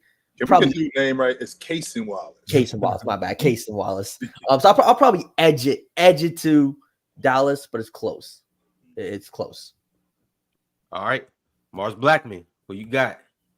OKC. It's okay. See, Standing on 10. Just, Mars, Chat- I'm proud of you, man. Chat's a good shooter. I'll tell you who else I'm Coaching. not sure about. Oh, What's up? coaching. Go ahead. Who you No, got? go ahead. I was just going to say Coaching. PJ Washington. I'm just not sure about PJ yet. But I hear you. He's a little up and down. He's definitely up and down. You mean Coaching, this? You mean this dude right here? Oh no, yo. Yeah, he's standing 10 toes no. down protecting Luka. I ain't mad at He him. look like he with the drama. Yeah, He look like he with it. So he gives him a little edge. All right, we got the coach of the year, Mark Daigneault. And then we got Jason Kidd, who coached the fabulous series, last series. Who takes the edge in this series? All right, Yeah, who you got? I don't care what nobody say, but Jason Kidd's a hell of a coach. yes, he is. Jason Kidd is a hell of a coach. And, you know, I hate when I hear people say crazy things about J Kidd. I got J Kidd. I don't even know who this Mark Daigneault fella is. You know what I'm saying? He's the coach of the Oklahoma City Thunder. Coach of the Well, year. I know that, Mars. Thank you. But I'm saying, like, I just, you know, who is this guy? This fella just popped up out of nowhere. I don't know him. Like, give me Jason Kidd, top 3-point guard of all time, and he's not 3. All right. Chill. I'm gonna take the coach of the year. I think that Tyloo made it easy for him because he basically played right into his hands and his schemes were predictable. I don't think Mark Daigneault. I don't think his schemes or his rotations are predictable. I think that he sticks with certain lineups when he's rolling. He knows how to sub. He knows when to call timeout. He knows what plays to run. I'm gonna go with the coach from Oklahoma City. All right. And then real quick, Ron, let me just address these bozos real quick. They talking about that's an awful take. Ox must be high. This and that, and this. As you said, that's an awful take. How do you know? You know what I mean? That's what I want to know for these dudes. How you know? You don't know what a good coach looks like. You don't know what a bad coach looks like. Just enjoy the show. Damn, y'all done really pissed Ox off. I'm not pissed. I'm not pissed, Ron. I'm just saying you don't know. But they hit a nerve a little bit. They skinned it. They grazed the nerve. I'm saying I guess you could say that. All right. Jalen, who you got? Better coach. Give me the coach of the year. Coach of the year. I just think what he's done with OKC got him credit for it. I don't think Jason Kidd's a bad coach. I just don't necessarily think he's a great one. But I think Mark is a great coach. All right, Mars. OKC. Mark Daigneault. Who has the better coach in OKC or Dallas? You're OKC. right. Yeah. He's sticking with OKC. All right, here we go, y'all. We really finna get into it now. This is where we start to turn up. Luka versus SGA in this series, and I'm telling you, this is the matchup of the playoffs so far. In terms of two stars going head to head, this. I've been waiting to see this for a long time because I'm high on SGA. Obviously, Luka is Luka, but I think SGA is a little closer than Luka than a lot of people give him credit for. But we get to see him go mano-a-mano this year. 2 guys that scored 30, 2 guys that are young, 2 guys that are in the Western Conference, and they're going to see each other for a very long time going forward. Who y'all got in this series outplaying the other person? Ox, talk to me. SGA. All right. Chill Town. I'm going to take Luka. I think he does more. I think he's more important for his crew. I'm going to take Luka. All right. JC, talk to me. Who you got? Let's not ever disrespect Luka Doncic and compare him to SGA. This is like comparing Michael Jackson to Usher. I got a love for Usher, but we understand who Michael Jackson is. There's levels to this. There is levels. The skill set is different. It's at another level. Luka Doncic impact on the game far more significant than SGA, just like Michael Jackson versus Usher. Again, we understand SGA great, but Luka is different. He's gonna show the world why he might be the best player in the league in this particular series. Let him know it's Luka Doncic. Hey Jalen, I was just slapping Michael Jackson last night. You know, I had Beat It going. Hey, slapping Michael Jackson had Beat It going. What is this? What are you talking about, Ron? It's your man, bro. You live And in. you know, Ox, you know, I be saying, folks, I can't even give credit to listening to Michael Jackson without y'all, man. What you just said was wild. That was wild. You wild. All right, I was I'm just saying, listening to Michael Jackson. beating it. I was Michael just Jackson, what's going listening on to here? Michael Jackson last night. Okay, now I was playing Beat It. All right. Pause. Or should I say I was paused and beat it? Is that what I should say? Nah, you want to listen to You know what? You know what? He talking about Can't even beat that listen- whole. now I whoop can't even that listen trick. to Michael Jackson no What you more. talking about? Oh man. Hey, that was hilarious on Hustle and Flow. When they was trying to get the hook right, and he was talking about you. You're talking about beat that hoe, whoop that trick. You can't play that on the radio. Okay. Mars, That's one of talk my to favorite me. movies, man. Who do you got? Jalen, if someone asked you who would play better between Jokic and Anthony Edwards in a series, what would you say? Before the series started, I would have said Jokic. I was way higher on. And Denver. and you'd say it's crazy. Anthony Yep. Edwards, Jokic is Yep. way better. So, with that being said, we can understand in a 7-game sample size, someone can outplay someone without being better than them, right? Yep, for sure. Okay. And Luka's hurt right now, right? Dealing with a leg injury. that is Right. going Yeah, on. That is going on. So he's not 100%. Ain't nothing wrong with that boy leg. SGA. Yo, I just I ran still the want to hear poll. the excuses. This is the $1 million question right now before the series. I just ran the poll. Who's gonna be better in this series, Luka or SGA? Y'all go ahead and slap that like button and then beat it from the like button and get over to the poll and vote on who you taking, SGA or Luka. Don't forget to slap it. Mars, if SGA outplays Luka in this series, I think Oklahoma City wins. I got them winning regardless, but yeah. I don't think he's going to outplay him, but if he does, Yeah, if he does, I think. if he So how much are you factoring in defense into this? Oh, well, I am factoring defense into this because, again, this is what Ox and I talked about not too long ago, the idea of teams hunting you. And Oklahoma City is going to go after Luka. Dagnall does a really good job at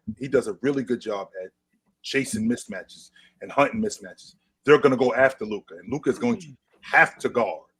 He can't just get back to the basketball. Not in this series. He's going to have to guard. And he doesn't have to guard at a Sidney Moncrief level, Mars. No, I'm not saying that. There has to be effort there. He can't just let SGA blow by him. He can't just get J-Dub on him and then J-Dub just gets whatever he wants. That can't happen. That effort has to be there. And if it's not there, this is going to be a long series. And if it's a long series, like with Luka playing defense like that, I don't think that they're going to win. No. Now, chill. We all know that the Clippers lost that series. The Mavs won the series for sure. But do you see how guys just walk around Luka Doncic? He gives no resistance. They just walk around him. Has to. He's got. You know what I'm saying? It's gonna happen this time. Especially He can't against- stand- OKC drive more than That's what I'm talking about. Especially against these he dudes, can't Mars. stay in They front of get those that- guys. They get downhill. They get SGA, J-Dub, even Lou Dort. Other than SGA and J-Dub, though, I'm not too worried about it.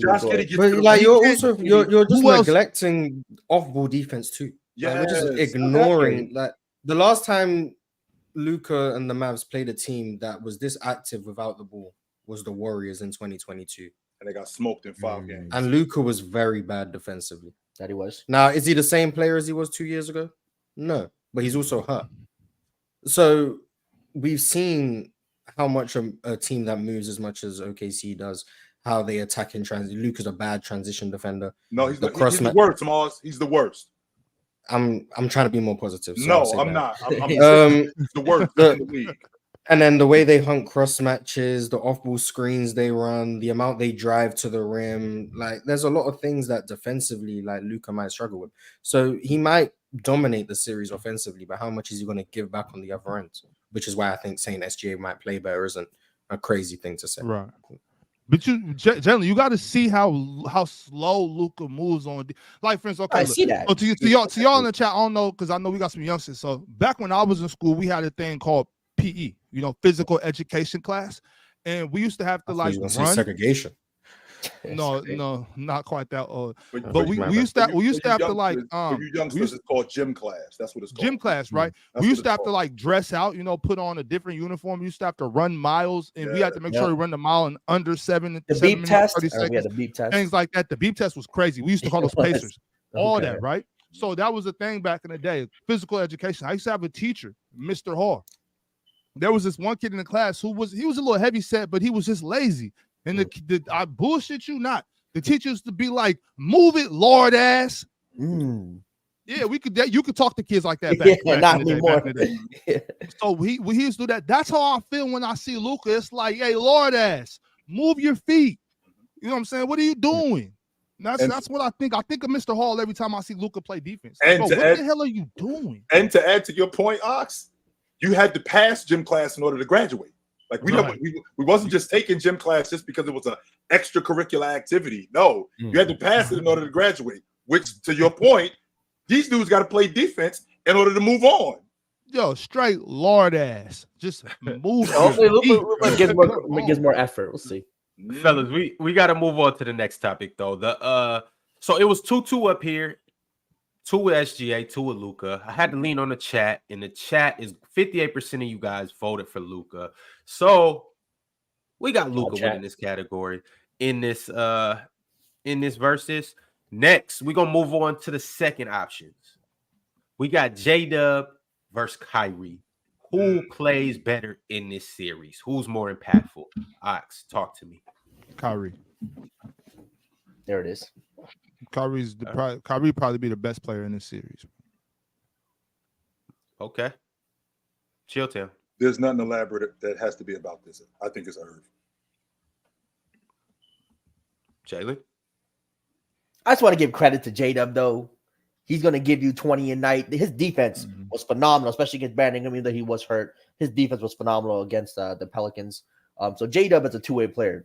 Going to be crucial. But, yeah, this is Kyrie Irving. We understand who Kyrie is.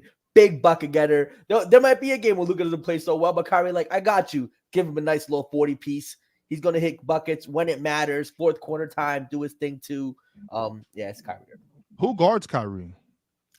Probably J-Dub. It will be J-Dub. J-Dub, yeah, I guess J-Dub, yeah. Lou Dort's on Luka. Yeah, Lou Dort's on Luka. I like probably guarding each other for real. Oh, yeah, no. I mean, Kyrie's gonna guard Giddey, huh? Yeah, Luka will guard. Or Dort. He might just guard Dort. So you got Kyrie guarding Dort? Probably. Or Chat will guard Giddey. Or Gafford will guard Giddey because they're gonna leave him open. That's what I was thinking, Miles. Whoever the worst offensive matchup is on Oklahoma City, that's what they putting Luka on. Luka will guard Lou Dort. Lou Dort, and Gafford will probably guard Giddey. Yeah. So you put PJ on Chet? Yeah. PJ will be on Chet. Kyrie will be on J-Dub. And I think Derek Jones. Derek Jones will be on. No, he's going to cover. Who you just said? I'm missing out the teams. Okay, so Luka will guard Lou Dort. Gafford will guard Josh Giddey. PJ will guard Chet. Kyrie will guard. I think Giddey. So I think you got to switch you can't have Kyrie guarding SJ or J-Dub. I think you have to have Kyrie on like I'm calling Kyrie on SGF. Kyrie will probably guard J-Dub. That's Derek Jones matchup. Kyrie will guard J-Dub and Derek Jones will guard SGA. I was messing up. Derek Jones. Yeah, that's Derek Jones matchup. You're gonna have to deal with I might have to do a little switch and have like Kyrie on maybe Giddey. So I don't want Kyrie on J-Dub or SGA. Then you're not gonna get the Daniel Gafford effect. I might have like PJ. I might have Derek Jones on SGA for sure. I might have PJ Washington on J-Dub. No way. Mars. PJ Washington on J-Dub. I gotta ask though. We gotta keep it pushing. Who you got? J-Dub. I'm trying to figure out the way I can convince myself of J-Dub. Talk yourself into it, Mars. The two-way impact. I mean, yeah, he gonna force turnovers for sure. He gonna force turnovers. He gonna get out and run in transition. But Kyrie's been a menace in transition in this postseason.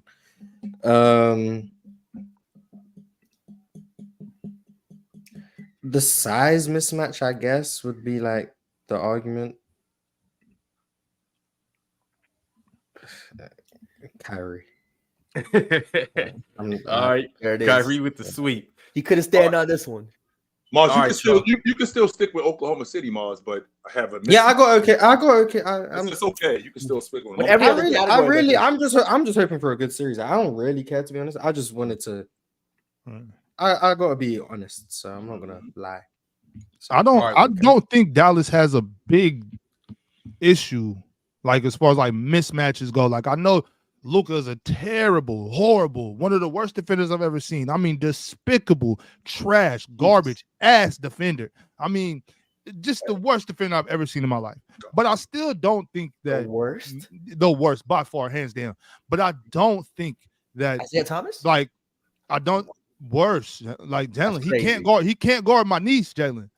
Do you watch this? I know we got to go, Ron, but do you watch this dude in transition, Jalen? I hear you. It's bad. I don't think OKC has a bunch of like. All he wants to do is get back to the ball. That's all he wants to do. I know what he you wants mean. to Fellas, we got to move on. We only got 20 minutes, and I'm trying to get through this, and then we got these super chats. So, hey, as of right now, y'all just give me a quick answer, and then we're gonna get through it. Chet versus Gafford and Lively. Who you got, Ox?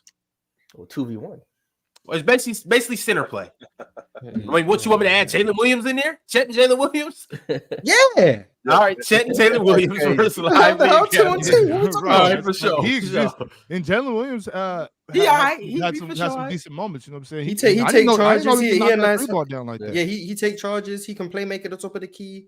I think I'm gonna go with Chet. I'm gonna go with Chet and Jalen Williams. I'm gonna go with Chet. All right, Chill. I'll take Dallas's front line. Jalen? Chet's obviously the best player of the bunch. It will be interesting to see how like Lively or Gafford guard Chet. I want to see how he does, especially against Lively. They aren't gonna guard him. That'd be interesting. PJ Washington. PJ. We'll see. I wonder how they do it. We'll see. But I can see that happen. I'll edge it to OKC just because Chet's Chet. All right. Mars, who you got?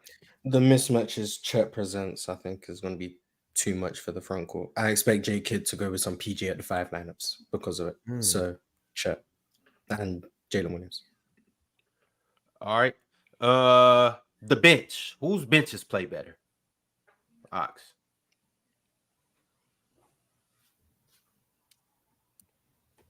Probably Dallas, man.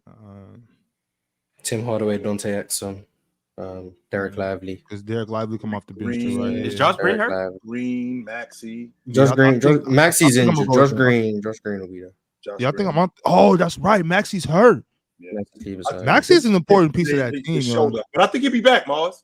I doubt it. He dislocated his shoulder. I doubt he's he sprained it. He didn't dislocate it. I'm pretty sure. Oh, okay. I heard he was out for the foreseeable future, but I might be wrong. Yeah, if it's a dislocation, I think he'll be okay. I think, depending. I still got Dallas. I think I got Dallas. Maxi Kleber out indefinitely with an AC joint. Okay, so that's the same thing Joe Harris had, and he took a while to come back. Yeah. Damn, that just sounds. And it's a shooting arm too. Yeah. But who you got? Talk to me. You said I you got Dallas. I got Dallas. Yeah. All right, Chill. Who you got? I like OKC's rotation, man. I do. I like OKC's rotation, and I like how Dagnall uses them. Yeah, I'll take OKC. Jalen. Probably go Dallas. I was looking at this OKC bench. I mean, Gordon Hayward, not to worry about. Williams, Kenrich Williams, Isaiah Joe, Wiggins. It's fine, but I just think Dallas, even though Tim Hardaway's up and down, he just give you more. Get Hardaway up. I don't know. I might still ox this one. Hardaway still has a little more upside than some of these guys on OKC. Chill. Also, I just want to make sure to let you know that we don't watch Mavs games. Me and you, we don't watch Mavs games. Just want to remind you that because we're not on our knees in front of Luka, so we don't watch crazy. I used to appreciate greatness. Mav is I gotta be on your knees. He's one of them other dudes, man. If you don't think that Luka is the best player on the planet and Dallas is the best team in the league, you're a hater. Mars, who you got? I think it's OKC pretty easily. Not just from a talent standpoint, the way Mark Daigneault uses his bench and the way he's able to be flexible with his lineups and the guys who can come in and they do a role, it's more consistent from a game-to-game basis. J Kidd has his bench guys and they're going to come in at a certain time and they're going to play this amount of minutes or whatever. Mark Daigneault, if the game presents this where we need Isaiah Joe, we're going to run Isaiah Joe for 28 minutes. That's not the case with the Mavs and Jason Kidd. Jason Kidd is more rigid with his rotations. Mark Daigneault, he's flexible. I think so. That's why I'm gonna go with. Okay. All right, and last but not least, who just flat out wins the series? Who you guys got? Okay, seeing 6 because Luka's a bum. I'm taking Dallas in 6, but if y'all think that any of y'all that think that Dallas is walking by these dudes, you crazy. Yeah, it's definitely not gonna be a walk in the park. Give me Dallas in 6-2 because Man, you said the Denver series was gonna be a sweep. To I Denver. did. I thought Denver was gonna cut. I was wrong. It happens. You had them sweep in Minnesota. What happened? Jalen, you had them Did sweep it. in Minnesota. I had Denver cooking Minnesota. What? Did not think Edwards shooting was going to sustain. Mars, he did not say that he had them sweeping them. I didn't think Nicole Alexander's hitting threes like that. I didn't think that defense, they were going to struggle like this against that defense. Jamal Murray can't get by his man. Like, it's looking rough out here. Ron, I need a raise or something to pay these bets. Like I said, Mars, start rolling something, man. Something. This is crazy. Mars, who you got winning the series? I got OKC winning every round of the playoffs they're in. All right. And how many games? As many as it takes. Probably 4. Yeah. But if it takes more, it takes more. All right, y'all. We're going to transition over to these super chats. Appreciate everybody that's still in here. Appreciate everybody that's been here from the beginning. And ultimately, I appreciate everybody that sent through a super chat. So let's go ahead and do it. Big Holmes said, Ant been my favorite player since getting drafted, but it's still hashtag Lake Show till the world blow. I really like Ant. Ant's good. Ant's great. Look, I mean, he's playing phenomenal. Like, gets to the basket, shooting, has a swagger. He's still not Jordan. Like, I just think the Jordan comparisons are very but Havoc said, why do the Cavs have no chance in this series against the Celtics? 2 7-footers with the Cavs, and the Celtics having no KP will dominate Al Horford in the paint. Cavs win tonight, and D. Mitchell is dropping 50. I wouldn't be surprised if Cleveland won tonight. That would not surprise me. Cleveland won tonight. they're gonna win tonight, then they're gonna win Thursday, then they're gonna win Sunday, So then they're gonna win Wednesday. The Celtics. So until they can't, and then it's Cavs and 5. And then until then, it'll be a good Cavs and series. 6. It'll definitely be a good series. I think Mitchell will definitely get him a game or two. But I still think, look, Derek White legitimately might be the second best player on that Boston team at this point. The way Derek White is maybe so first. good. he is so Maybe good. first. He's first. You never Crazy. He is so good. Angel Polanco became a member. Shout out to Angel Polanco. Also, Mo77, who's been a member for 5 months, had something very quick and easy to say. Straight to the point. El Mars, Dub, Luka better. Luka is really good at basketball. That he is. Yes or no, Mars? Yes or no? Early Cofield said, somebody said my name? Question mark. Tyler T, man, shout out my dog Tyler T. He be active in the group chat. If you're not in the group chat, it's pinned to the top of the chat right there. Go ahead and enjoy. You can be in there with Tyler T debating all of us and just talking hoops and everything that's going on at this current moment in time. But he just had to simply say, Jokic better. That series is not over. I just want to say that series is not over. Man, if the Nuggets are up 2-0 right now, you'd say it's over. But because the Timberwolves are up 2-0, exactly, because they still got Jokic, they still defend the it's not over. If they win game 3, right back in it. Brian Carter said Shaq, Timmy D, and Jordan all had better rookie seasons than Wemby. Let's not forget history. Shaq took a 21-61 team and added 20 wins. Okay, so first of all, Shaq and Wemby are I think they're the first bigs that average 20, 10, and 3 blocks. Since Shaq is the first guy that is the last guy to do it since because I don't think Tim Duncan did it. David Robinson didn't do it? No, since Shaq. I mean, David Robinson was in 80. David Robinson showed up in 90. Oh, okay. Shaq showed up in 92. So, yeah, Shaq showed up in 92. But I mean, Jordan was a bucket getter. I won't argue that. And Chicago was terrible. But again, I think we're trying to turn Wemby into something that he's not right now. He's going to be that. Yep.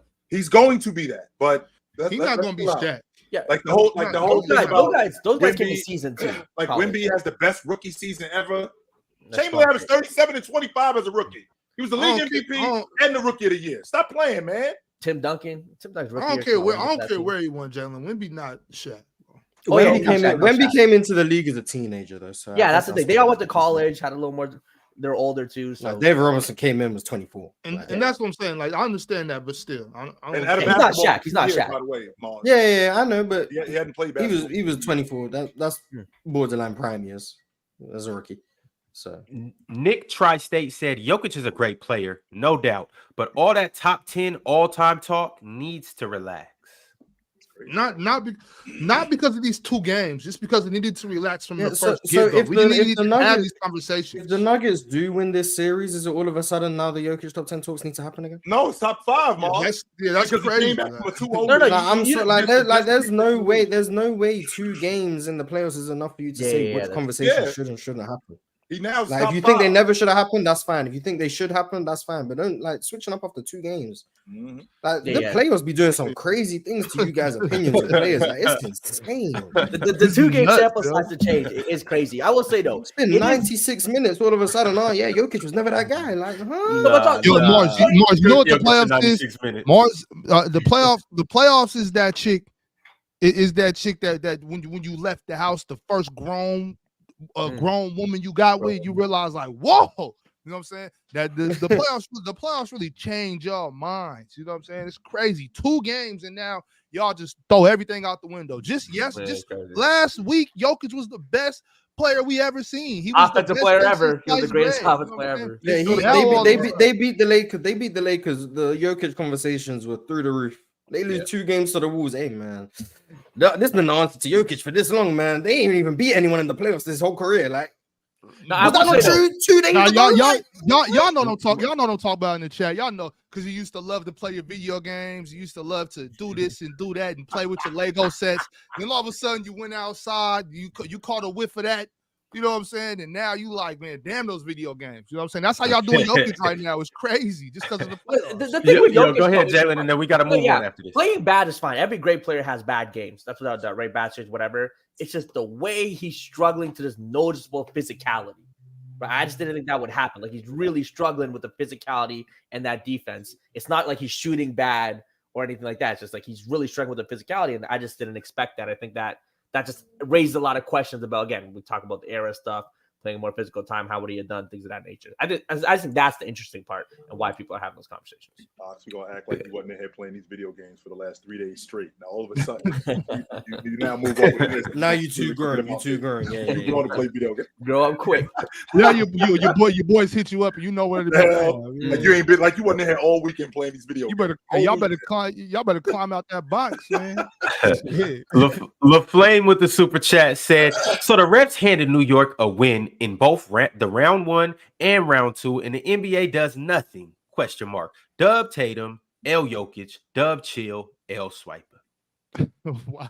Oh yeah, well, when Swiper comes back on Thursday, yeah, we're gonna go back and talk about this game again because the next game is until Friday. Oh, Thursday's gonna be long. Bob Murray gets the rest up. KCP gets the rest up. Marcel Sanders said, why I'm so big on the Magic? They add a rim protector, true PG, and develop shooting. Boy, Magic versus T-Wolves gonna feed Marsh children. All right. Man, they better go get Malik Monk. It's crazy. Toronto started this movement of like size or every position and like versatility and all those things. And Toronto is still the 12th seed. Yeah, that's tough. But 6, 8, and 6, teams are following the blueprint. Nick Tri-State said, quote unquote, they got Kevin Durant. We got Jaden McDaniels, aged like fine wine. I mean, real ones knew what he meant when he said that, but you know, it was. The Tribe One said, can Ticket name the other team that could do this to Jokic? If not, ... It's because it's a less physical, weak era, huh? Whatever helps the narrative. I mean, you could say this era just fits his game style more than other eras. Yeah, I think so. Jay Clip said Ticket stayed backpedaling. Forget what other people said. Ticket said Jamal was better than Penny. Jamal ain't been worth a penny this series. Damn. They're playing very good defense on him, and he's not 100% healthy. Like, yeah, do you think his inability to get past the defenders is because of the injury, or do you just think the defense, even if he was okay? I just want to know even if he was healthy. That helps. That definitely helps. I mean, it doesn't help that he's not 100%. Yeah, explosive. CT said Jamal threw a heat pad, a towel, and the money sign. What's the punishment? It's the playoffs, so just give him a talk. They're not going to suspend him. Yeah, probably a fine, but in the regular season, he would have got suspended. He would have got suspended for a game or two in the regular season. They should have kicked him out right there in the second quarter, so that way it was like the game wasn't over yet. Because now if they do it, just kind of like I think Mars and Chill, I think you said earlier, if they kick him out now, they're going to blame the rest of the series on him being ejected. So I don't care though. They still should eject him. Like, I mean, the referees kind of understand though. They're very tight on the whistle in terms of kicking out star guys in the play. Man, you don't throw something on the court. I know you That's don't. I'm just crazy. saying they're not In the gonna middle kick of the out game, Mars, not just throw That's something on the insane. court. In the middle of the game while the game's going on. Where someone slipped on that and like, Sure, Okay, I look. weird. I That get could it. be weird. 100%. I get it. I just know they're not kicking out Anthony Edwards, Cat, Jokic, Mama. If anyone did that, they're just not. They're not kicking them out of the game. Well, then that's the problem, gentlemen. That's what we're saying. That's the problem. I mean, Especially sure. if you consider yourself a superstar, a star in the league, you hold yourself to higher standards. You need to know better than to do stuff like that. Contain your emotions. It's crazy. Bro. He was getting roughed up and he didn't appreciate it. That's what happened. Sure, yeah, he was It's just frustrated. He was childish. mad. He was getting roughed up and he didn't appreciate it. When you're at that level of stardom, you need to have some type of impulse control. You know what I'm saying? Some type of impulse control. That's insane. Gunny Elneck said, chill. They are actively attacking Jokic and Murray in the paint. Where's the greatest offensive player ever, though? Best in the league? Question mark. He's still out there. Yes, he's still out there. He's still out there. It's just tough he's on still him. out He's there. getting It's hit. just hard on him. Yeah, That's it's all it hard. is. Hard. And he tried to spin it and match the physicality, but that's not really Joker game neither. I mean, Joker can play like that, but he's much better as a facilitator and doing other things. Early Cofield said chicken nuggets, gold nuggets, McDonald's nuggets, Wendy's 4 for $4 nuggets, Wolves in 4. Hey, McDonald's nuggets clear. Shout out McDonald's nuggets. Jalen, I love know McDonald's I know that's the second time you don't have to. I know you're not eating McDonald's, Jalen. I swear I eat McDonald's way more, a couple times a week. It's bad. But, But, like, come you know, on. what are you gonna do? It's so good. I can't tell you. What are you gonna do? You're gonna stop, Jalen. That's what you need. It's okay. to You do. know what you do? You know what you do? No, you go to McDonald's, then you go to like a freshie and get you a green smoothie. You just chug that down so it kind of balances out, you know, takes away the contamination of Big Mac. I'm telling you, it's Look, all I balanced. need y'all to two things: stop gambling and stop eating McDonald's. Hey, guys. no. I make a bunch of bets on Prize Picks. Prize Picks, by the way, y'all. Go with Prize Picks. I make a bunch of bets on Prize Picks, and then I go on Sunday and put my money in the collection plate, and all of a sudden it forgives my sins. Those are two Those things that are ruining lives right there. They ruin lives. They ruin relationships. You just heard ruins everything. Jalen. McDonald's and gambling. Stop it. You just heard Jalen. I'm going to get a bottle of vodka and I'm also going to get some black coffee. Give me a break. Yes, you can get best. Hey, Chad, you only live once, man. Eat as many nuggets, Big Macs as you want. Just Put down work a whole out too. bottle of vodka and then I'm going to get some Go coffee. gamble, but don't gamble your rent money. You know, it's just balance is key. KZD said, rank the defenses in order: 2019 Raptors, 2020 Lakers, 2021 Bucks, 22 Celtics, 24 Wolves. I need one person to handle this for me, man. Who wants to do this? I think the 24 Wolves go to the top of this list. I think they're first too. I think they better than the 19 Raptors and the 20 Lakers as a unit. I'll take 24, 19, 20, 21, 22. I wonder All how right, that there would you have change it. if the Nuggets just destroy this Wolves defense before straight games. If All of a sudden, the defense was never that good. Once again, when provided with new information, opinions change. But as of right now, that's what I'm looking at. LaFlame said, Chilltown, would you rather have seen Derrick Rose or Ralph Sampson's career without injuries? I'm a big man guy. You know, I like the big fella. I would have loved to have seen what Ralph could have done had he been able to hold up. That's Wemby. I told y'all that already. I've seen Wemby already. That's Wemby 40 years ago. Daniel Day said, why are we surprised when the Nuggets struggled to reach season averages against a mediocre Lakers defense? They low-key got exposed that series. Well, that was because they were just missing open threes.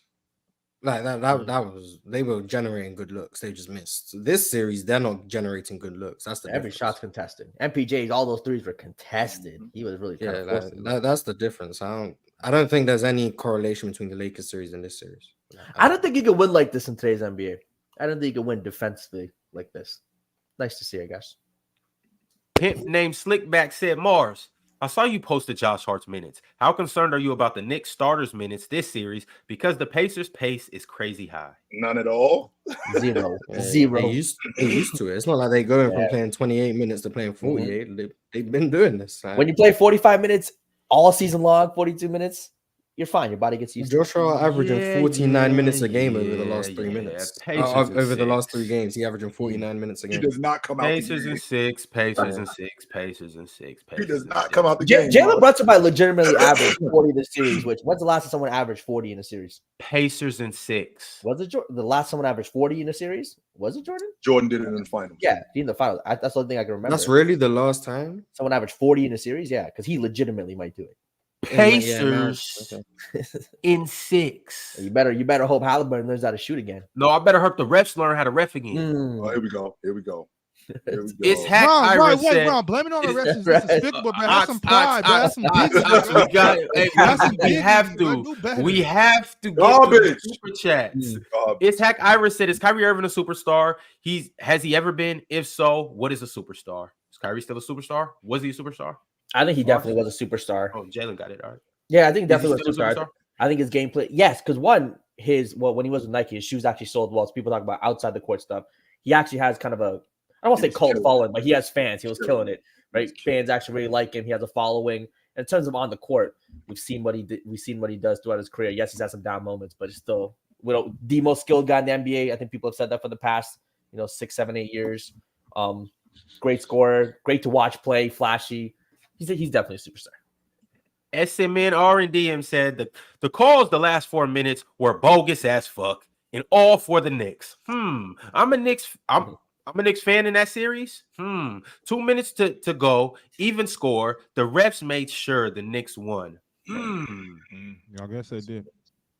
I got Josh Hart though. So Just stop Jalen Brunson. Play some defense. Could have won that game. Get on the glass Just too. stop Jalen Brunson. Play some Get on- defense. Get on the Just glass. stop. Just play some defense and stop Jalen. Yo, Play did you? some defense. Hey, for real, Why has no one thought of that? Just play defense. Yeah, play defense. Oh my Stop god! So no one thought to Stop just the guy from stop scoring it. the ball. That's it. Here's the football. Just run the football into the end zone. Go ahead. Yeah, Easy like work. no, I can't believe no one thought. Oh, this guy's killing us. Let's just stop him. Easy work. Yeah, you a You genius. ain't have to Jalen. do Oh my that. god, get on the That's so coaching staff simple, somewhere. right? Yeah, get on the That's coaching so You staff. did not have to use that analogy. Sorry. You didn't have to. Here's the football. Just run it in the end zone. Go ahead. oh damn, chill. Be True 23 said, Mars, do you think Paul George helps the Rockets? Been seeing some rumors that your guys could be suitors. What's your quick thoughts? I don't think he fits the timeline. He's what, 34? Just turned 34. Yeah, he doesn't. I don't think he fits the timeline. I think he wants to go to a contender. I'd assume he wants to go to a contender. So I don't think Houston's a good fit for either party. Person. All right, We y'all. I gonna got go a few ruin more. somebody's franchise. I'm gonna speed read through these last ones. Mavs Luka Kyrie said, did the Nuggets fool us like Pat Bev and the Bucks in 2021? Use us. I mean, you guys were the ones talking like they were unbeatable all season. I don't think they fooled us. They're running into a team that's playing great defense, and we'll see how the next games go. Nick Tri-State said Rodman would lock Jokic up. I don't think Early anyone looks Cofield at it. Kyle said, Anderson was Ron, doing it, whenever you're ready. And then he said, did I lie yesterday though? Did Early lie? Early been cooking on his Minnesota takes. He's been a big Minnesota guy. Yeah, you about to owe him money too, right? Yeah, I gotta owe him 500. Gotta owe. If they sweep, it's 300. If not, 50 a game. Whatever it is, man. Gotta figure this out. Jalen, Big hopefully the Wolves win in 7, Jalen. Big Don Rich said, so is Murray better than Penny? I think Yes, clear, that clear. train is sailed. Pip named Slickback said Jim Jones reference is crazy. Merry Christmas, Joe. All right, All right, Later. chill. Later. Along the road, Smith said Jokic Nuggets never won a series against a 50-win team. not That's so their fault. disgusting Yeah. because they played the Clippers in 2020 who won 49 games in a shortened season. Like that's just disgusting. That's why that stat manipulation is disgraceful. Like you got it wasn't a 50-win team, but they played 9 less regular season games, won 49 games, and came back from 3-1 against them. That's But tough. technically, Good they old- ain't win 50 games. Like, come on, bro. Good old That's stat just bending at its crazy. finest. Sean Black said, by this logic, Embiid is a superstar /1A, or is Embiid a superstar /1A? Lamont said no. Embiid is a superstar, but I've heard Lamont's logic before. He has very few superstars. As long as you're consistent, I think it's fine. But Khalil 2025 said Ewing was a superstar, but not a megastar. Facts. Ewing was he was the center for the New York Knicks when the big market thing mattered in the 90s.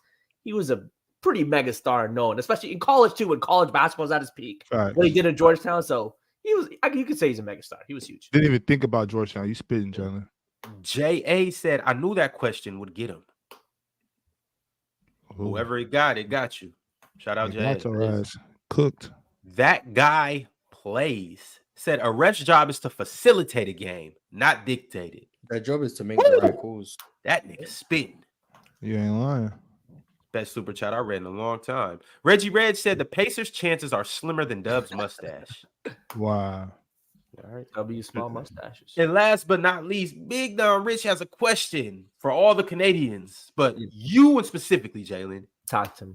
He said, Jalen, who shot up Drake's house? Shoot, man, what was it? Kendrick's people? Somebody shot up Drake's house? That's crazy. Yeah. I don't know what it is. Drake then messed around and messed with some Compton gangsters. Now look at him. Compton gangster being Kendrick Lamar? Drake lost the battle. Kendrick claims he's affiliated, you know. Hey, man. Drake lost the battle. Look, Kendrick did his thing, but Drake win the war, man. Drake win the war. All right, y'all. We are gonna wrap up this show, but you know, Open Gym is not next; it's now. So as you're leaving this stream, like it, and then jump into Open Gym on playback or on YouTube, and like it on both sides. Also, don't forget to slap it and beat it later on tonight as you watching the games. Y'all take it easy, sick, bro. And take it light. I stand on what I said yesterday in playback, man. Give me Josh Hart, man. I don't give a damn about no Giannis Antetokounmpo. Give me Josh